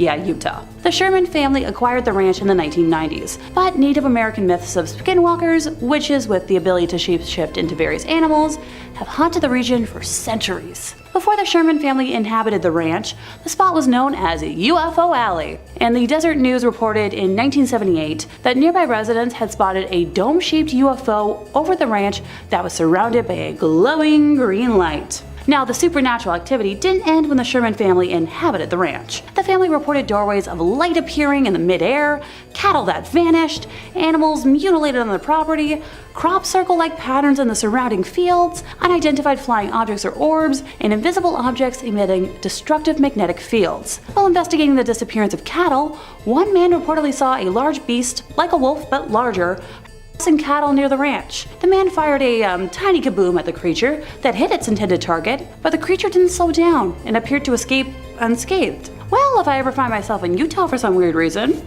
I know where to visit. In first place, we have the Kingston Group cult. This is sadly the one entry on today's list that's more horrifying from icky stuff instead of, spooky stuff. So if you want to jump over to the conclusion for ooky spooky creepy instead of yikes, feel free to do so now. I'll meet you there. For those who feel like they can endure listening to this, here goes. In 2022, the Kingston Group was on the receiving end of a lawsuit from former members that alleged years of unpaid labor, people selling, and icky non-consensual sexual stuff. The sex ex-members claim that it's largely through illegal marriage practices that the group is able to unlawfully make women and their offspring religious martyrs and traffic them for sexual and labor purposes. The lawsuit contains explicit details of how Kingston Group leaders allegedly arrange incestuous and sometimes way too young marriages between youngins and adult men with exalted status to produce hundreds of future followers. The suit alleges episodes of forced insemination aimed at forcing pregnancy and teaching elementary school attendees about plural marriage. 9 of the plaintiffs claim that the Kingston Group made them begin working during their elementary or preschool days, through their late teenage years, never receiving a paycheck. In her complaint, Amanda Ray Grant claimed she was assigned to work in her early teens at Advanced Copy, where wedding announcements and invitations were printed because, wedding pictures of incestuous or plural marriages can't be printed at Walmart. Another plaintiff, Jeremy Roberts, says he started working 4 hours a day, year-round, at a farm run by the Order when he was in the higher single digits of age, and by the time he was in the lower double digits, he was working 12-hour shifts at a mine that the Order ran. While the Kingston Group, founded in 1935, is not affiliated with the infamous FLDS, members practice a fundamentalist version of Mormonism that involves, polygamy. Members are primarily born into the organization, whose leader, Paul Eden Kingston, is known as the Man in the Watchtower. The lawsuit explains how the birth certificates of multiple plaintiffs failed to list their biological fathers, so those men could escape the legal consequences inherent to having multiple, often too young, wives. 2 of the plaintiffs share the same father, Jesse Orville Kingston. The suit alleges Kingston family members tried to preserve their lineage purity by marrying and procreating with other, Kingstons. Jesse Orville Kingston is not listed on either birth certificate, according to the lawsuit, which additionally accuses him of fathering more than 300 offspring with 14 wives. That's too many. No. I don't even want to have the idea of giving birth to one single being. Multiple? 300 divided by 14? I don't like that math. No. The Kingston Group argued that it's the parents' prerogative to file birth records for their children how they choose within the bounds of law, saying in a statement that it's especially true of the mother, who has the legal right to establish paternity or not to establish paternity at the time of filing. Okay. The statement added that the group has not issued any specific guidance for members pertaining to birth certificates, medical records, but encourages its members to follow the law. I'm calling bull. Anyone else? Kicking off this list, in 5th place, we've got attempted insemination. For safety's sake, since I have a lovely lexicon of no words to avoid, ask someone in the comments if y'all are confused about my wording at any point. 19-year-old Tanner met 22-year-old Miranda through Tinder while they attended the same college. And the first time they hung out, it was a casual Netflix hangout at Miranda's place, and he left thinking she was decent and wasn't against making future plans. They started texting and Snapchatting throughout the following week and organized some plans for the upcoming weekend. Out of nowhere, she started sending him unsolicited Fun pics. He has very adamantly stated that he never once asked for them, and while they were hanging out the weekend prior, there was no fun activity at any level. While it caught him off guard, he wasn't put off by the advances. Fast forward to the weekend, Miranda and Tanner are hanging out at his place with his roommates when she asks if she can stay the night, and Tanner agrees to it. Being a gentleman, he offered to take the couch, but she mentioned she'd rather share his bed, something he's open to. As things move to the bedroom, they engage in consensual intercourse, with Tanner shedding his condom after the event's end. After lying together for a few minutes, Miranda gets up abruptly, grabs the condom off the floor, and runs into the bathroom. Tanner was a little confused, maybe a little concerned, but didn't read too much into it until he heard a loud crash in the bathroom, Miranda cursing, followed by no response to his query if she needed help. Out of concern, thinking she fell and, cracked her head open or something, he approached the washroom, witnessing Miranda standing in his shower with one leg propped up, trying to shove the condom up her, hoo-ha after she had flipped it inside out. Tanner rightfully panicked and slammed the door, unsure of how to act. Miranda quickly left, and Tanner never heard from her ever again. While this story might not seem as horrific as others to come, it definitely left my mind boggled. In fourth place, we have a multifaceted date. On a random lonely fall day, resident lonely heart Nicholas was swiping and matched up with a lovely looking lady named Holly and sent off a hello to kickstart a conversation. While I might not be much of a dating app expert, that's quite often a long shot way of catching attention, but hey, it worked. Holly immediately offered to meet up, and Nicholas jumped at the offer, with the duo deciding to meet at a nearby frozen yogurt spot. When he arrived, Holly was already deep in a bowl of dessert, so he purchased his own serving and joined her, with the duo exchanging the usual small talk to break the ice. Eventually, the topic of school came up, and at the time, Nicholas was a junior in college, so he told Holly about what he was studying and that he wasn't entirely sure what he wanted to do after he graduated. She laughed in response, saying she knew exactly what he meant. Who doesn't? Holly explained that throughout her time in high school, she regularly wore men's clothing, and as a result, had an interest in designing men's clothes. So naturally, Nicholas asked if she was studying fashion, and she responded by telling him that she hated high school so much that she decided not to go to college, which, honestly, I can kind of understand. She continued by saying that she was a very creative person, and that she was writing a book before also casually mentioning how she was in the process of starting a photography company. Nicholas asked how those were going, and she said that they were more theoretical than reality at that point, going on to explain that her backup plan, if none of the other endeavors panned out, was to become a surgeon. Although she lacked any of the training for it, Holly gleefully told Nicholas that she could see herself going down that path because she wasn't afraid of red bodily fluids and gore, which grossed Nicholas out. Without prompting, Holly continued by telling him that she was certain she could handle the graphic nature of being a surgeon because she personally euthanized a sheep that past summer, describing the ending in detail, going as far as mimicking the human-like shriek that the animal made when she ended it. Now this is where most people would probably start, making a run for it, but Nicholas was determined to see if there was more to this wild tale. Alright, Holly went more in depth with details, claiming that her family regularly euthanized goats and sheep as part of rituals for their strong shaman background. She hushed her voice as she leaned in and said that her religion had actually gifted her with psychic powers, which manifested as voices in her head, and those voices were so strong that they were telling her exactly what to write in that book that she had already mentioned. At this point, Nicholas finally made an excuse to leave, blocking her, and never heard from her ever again. In third place, we've got a scummy rich man. 20-year-old Allison worked in a sushi restaurant all during college, and one fateful night, noticed an attractive man and his friend during a crazy dinner rush. She described herself as running around like crazy, but managed to give them good service, and in return they tipped well, making them memorable. After the shift, she was at home enjoying an adult beverage and mindlessly swiping on Tinder, trying to recover from all the craziness of the night, when she spotted a profile matching the man from earlier, who was easy to recognize from his distinctive face and tattoos. She took a chance, swiped right, and fell asleep from exhaustion. The next day, she woke up to find out that they had matched, and he'd sent some pretty sweet messages. She decided to engage in conversation, finding out he was in town for business, and he proceeded to ask her out for dinner that night at a fancy restaurant. Thanks to encouragement from her roomies, Allison said yes. The man originally insisted on picking her up, but thankfully, Allison was adamant on canceling the date if he continued. If you ask me, red flag number one for this gal. The two met up at said fancy restaurant, where the man proceeded to order a $200 bottle of wine, lobster, and more, with Allison guessing that the total cost of the meal was somewhere in the $600 range. Whoa, I balk at like a $20 meal, but that's just me. Apparently the conversation started out normal enough, but Allison soon found out that not only was the man married, but allegedly he was in an open relationship. Rightfully, she didn't believe him, so he called his wife on the spot after texting her photos of Allison. Apparently the wife was bi and asked her husband to invite Allison to their home in Cancun for some fun together. Red flag number 2. Once the call ended, Allison decided to ask the man how he afforded his lifestyle, and he casually mentioned that it was through a drug cartel, quickly trying to reassure her though that it was all safe and on the up and up. Being a sensible person, Allison immediately tried to leave, but he followed her to her car. He was showing her photos of his wife, saying that she should really go to Cancun with them, and that she owes it to him to go back to his hotel room, since he spent so much on dinner. Finally trying to force her to kiss him. Allison was eventually able to get into her car and get away, but was terrified he was going to follow her home. So she drove around for a while, and eventually opted to spend the night at a male friend's home for safety. Oh, and deleted Tinder the moment she got home. In second place, we have a first date gone sour. User Teeny Gecko on Reddit is to thank for sharing this horror tale with the interwebs, and since my tongue is in the mood to trip today, for simplicity's sake, I'll refer to her as Teeny. During a day of mindless swiping, she came across the profile of a guy named Carlos. Thought he was cute, and as one does, swiped right, which resulted in an instant match.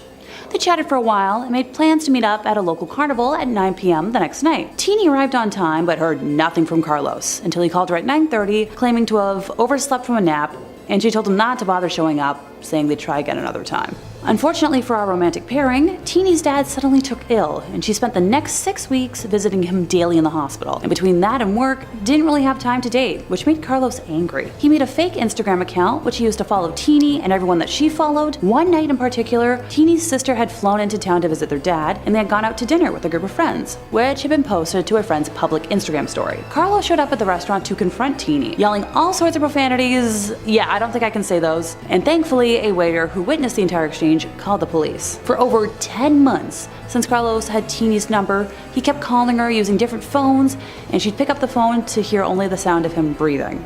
One day in particular, Teeny was expecting a call from a friend and noticed a missed call from a landline she thought belonged to that friend, so she called it back and wound up talking to Carlos's mom. She took the opportunity to tell his mom everything, shaking the entire time, worried the mom wouldn't believe her. Now, lucky for Teeny, not only did the mom believe her, but begged Teeny not to call the cops, but to call her directly if she ever heard from Carlos ever again. Thankfully, there's a happy ending to this listing because Carlos never contacted Teeny ever again. In our first place today, we have a stalker. Just a warning for y'all out there watching, this is probably the most my stomach has ever been nauseous while working on a video. In terms of content warning, I will be discussing life ending, so if that's triggering for you, please just skip to the conclusion or feel free to skedaddle. I promise you're not gonna hurt my feelings. Our story begins the same as the rest, with 21-year-old Britt scrolling through Tinder, finding a 27-year-old named Matt that seemed pretty neat. They worked in the same industry, both enjoyed Star Wars and other fandoms, so she swiped right. Of course they matched, or else I wouldn't be talking about this icky tale today. They talked for hours that first night and realized they had mutual friends, so Brett felt safe enough to meet up with Matt for a public date. The date went well and evolved into a steady relationship. Things were never perfect, with Matt being somewhat transparent about struggling with some mental health issues, but they were undeniably in love. Matt was constantly posting on Instagram about how much Britt was the one, and she was thrilled. After 4 months of being together, the couple had their first fight, arguing over a reaction Matt had to Britt joking with a coworker about safety. Britt suggested they take a small break to regroup, feeling unsafe with the level of anger Matt had shown, which led Matt to scream at Britt in the public setting they were in and stalking off. That night, on Instagram, he claimed he was going to end his life, posting videos of a nearby mountain cliff saying he was going to jump. Britt and other friends of Matt's were rightfully concerned, and with enough of them calling the police, he was apprehended before he could, but was released from police custody that same night. Britt still cared for Matt, but was rightfully in shock from the events and had taken a pause from texting him to figure out her mental state. The next day, he showed up to a regularly scheduled brunch date that he and Britt would attend with her friends, but looked at his own table, silently watching the group from a distance until that group of friends decided to just abandon the location and escort Britt safely home. Later that night, Matt took to Instagram claiming he'd been forgotten already, wishing that no one should ever see the day they'd be treated like a freak, and many other tangents about being ignored and abandoned. The day after, he posted a long essay to social media, claiming he'd come to his senses and was going to take a break to clear his head, also sending a personalized essay to Britt about not wanting to hurt her, but how much he loved her and wanted them to get back together. Britt chose not to respond and debated blocking all his information. His hiatus from social media didn't happen, and Matt posted endless blocks of text for the next 2 weeks about how people like him don't deserve happy endings, that he would never forgive himself, and listing all the interests he could no longer enjoy because of Britt leaving his life. The last straw for Britt was when he posted artwork of her with her favorite book character, writing a fictionalized accompanying story about her perfect summer vacation without him. She blocked his number and every social media platform she could think of, but Matt was determined to make her take him back. Through a friend, he found out about yet another social event Britt was attending and posted publicly about going, just to see her again, and actually showed up at this event. This led Britt to involve the police, opting to start the long process for a restraining order. Over the next 2 months leading up to her first court date, Matt publicly claimed to attempt to end himself no less than a dozen times, with multiple countdowns, flipping between claiming that Britt was cruel and abandoned him, but also that he needed her and the other friends that had since cut ties with him back. He would call her number and leave voicemails, had bookmarked an anonymous app that she had previously used for public questions to send her statements to please take him back, but also asking how much guilt she would feel about celebrating his death and more. I'd be here for over an hour if I went in depth about just how much this guy posted over those months.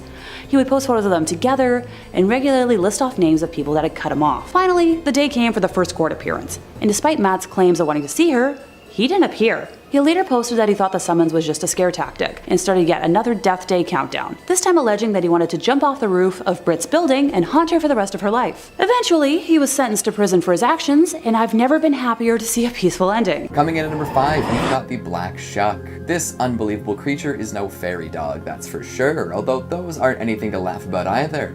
This is the true terror dog, the brutal, big, bad boy.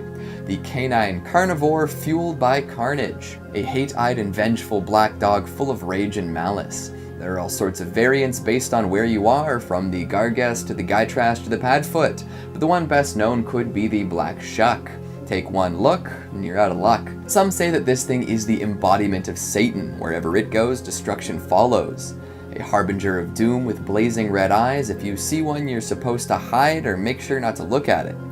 If you neglect to avert your gaze, your luck will get so bad that you will die within the year. There's one tale of a Suffolk church that tells of a Black Shuck visit back in 1577. The enormous dog came running in, killed the man and boy, and caused the steeple to collapse through the roof.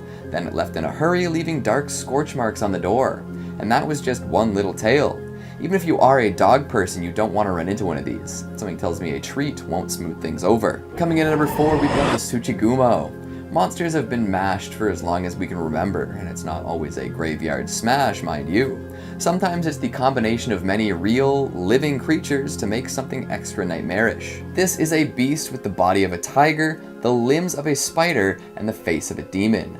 Part real mammal, part real, albeit much smaller arachnid, and part mythical monster. Apparently Tsuchigumo were known for eating travelers as they made their way across the countryside. In the remote fields, no one can hear you scream. 1 or 2 traveling morsels wouldn't be enough for them either.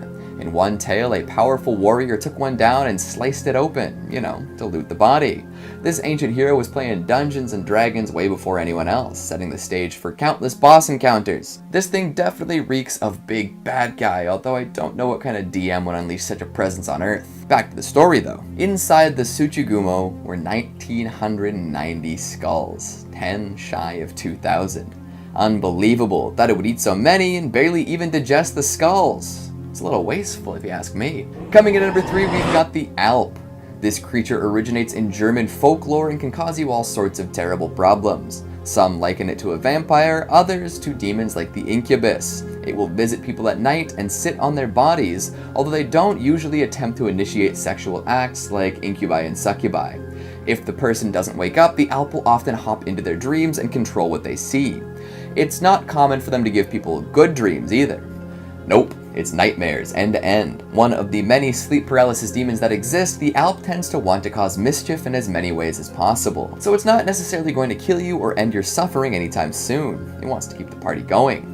Dream visits and nightmare manipulation are only part of what makes an Alp scary and annoying.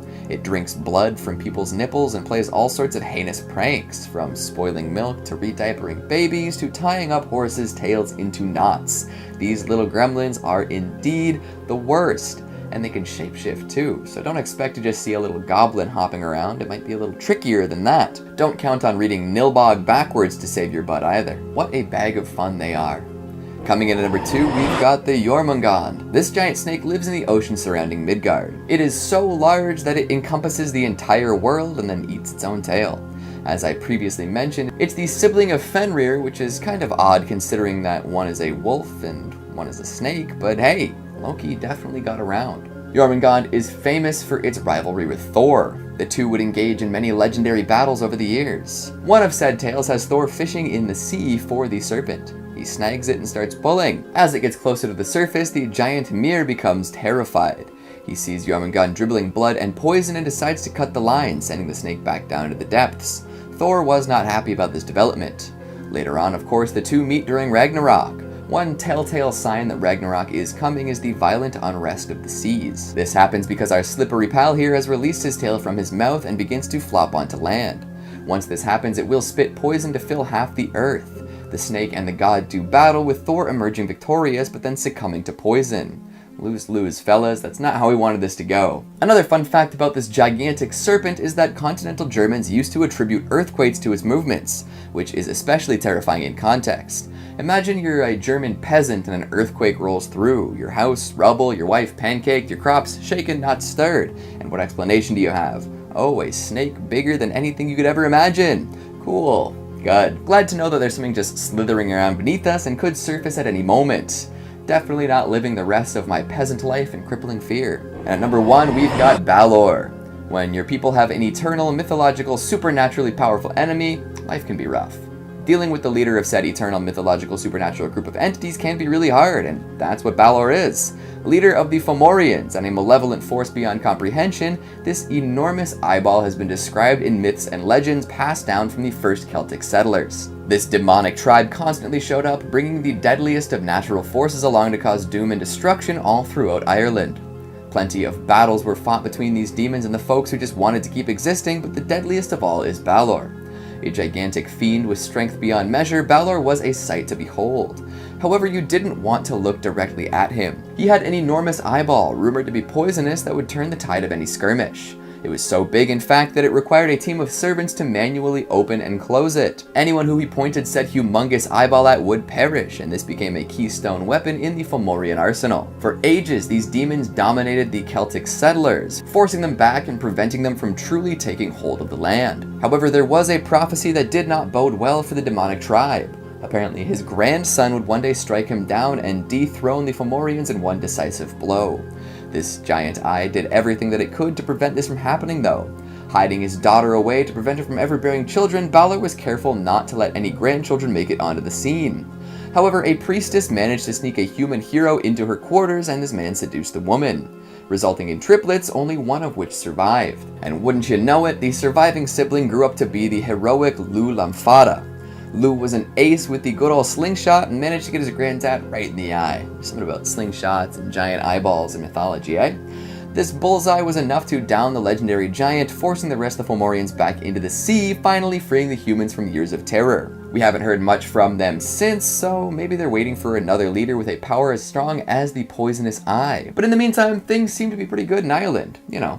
For now. Coming in at number 5, we have Nukkalavi. The Nukkalavi is a winter monster who dwells at the deepest depths of the sea. The monster is a type of demon. Its appearance is that of a horse, but it has the upper body of a man coming out of the middle of its back like a rider. The arms of the man-like part of the animal are large and drag along the ground, with the head rolling back and forth. The man part of the beast is limp and lifeless. For the majority of the year, this demon is trapped in the sea by powerful sea spirits, but during the winter, it is able to rise from the water depths. The creature has no skin. All that you can see on the surface are muscle and veins. The horse mouth breathes a powerful toxic vapor. This vapor causes the living to become ill, and for crops and trees to wilt. Anywhere the beast goes, a drought will follow. The demon is so dangerous, many people are warned to not even say the name. If it was to be mentioned, it was to be in hushed tones, followed by a prayer to protect you from the beast finding you.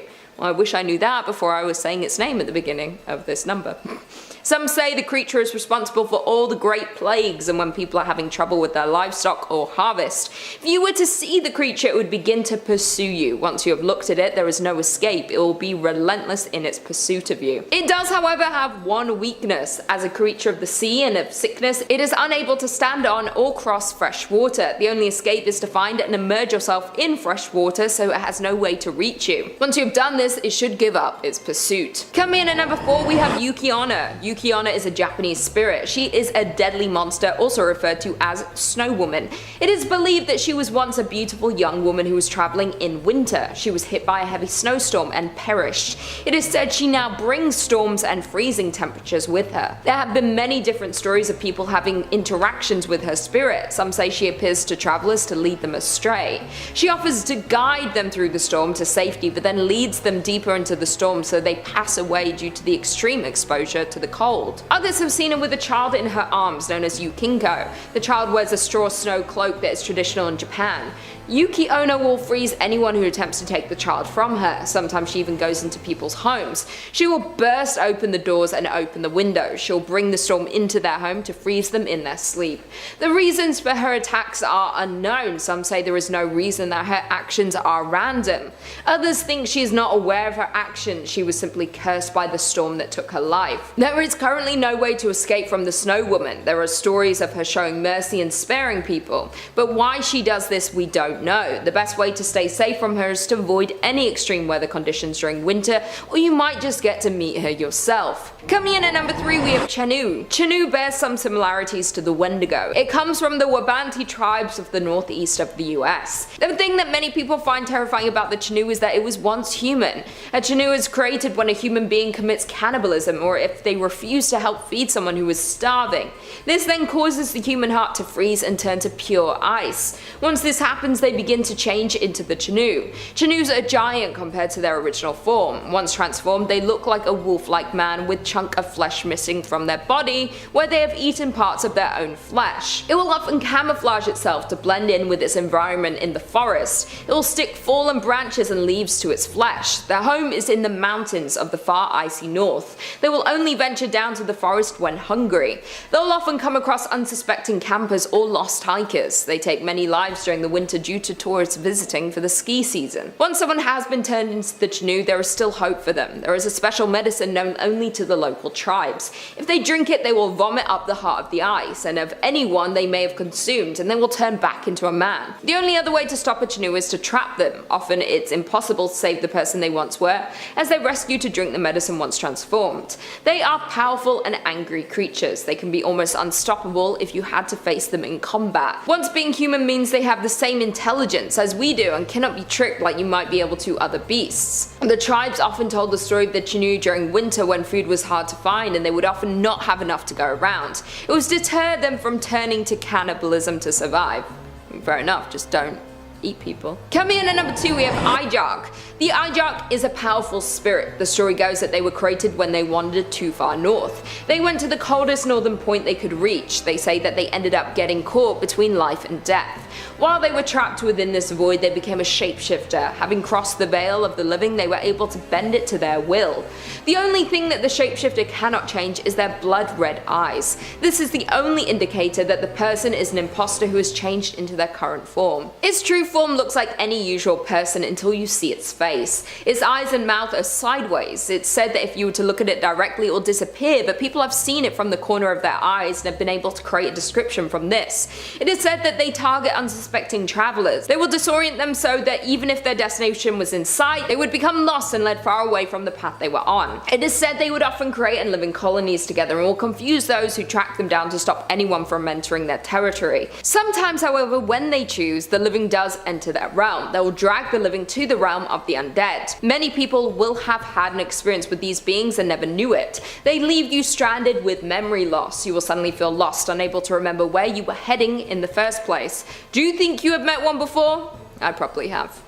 I've been around. And finally, in at number 1 we have Yeti. The Yeti, or abominable snowman, is probably the first thing that you will think of when it comes to frozen creatures. Mentioned a lot in popular culture, the Yeti had quite a name for itself. Although many say that it doesn't exist, there have been many times when it's caught on camera. The creature is tall, is an ape-like being. It comes from the Himalayas in Nepal.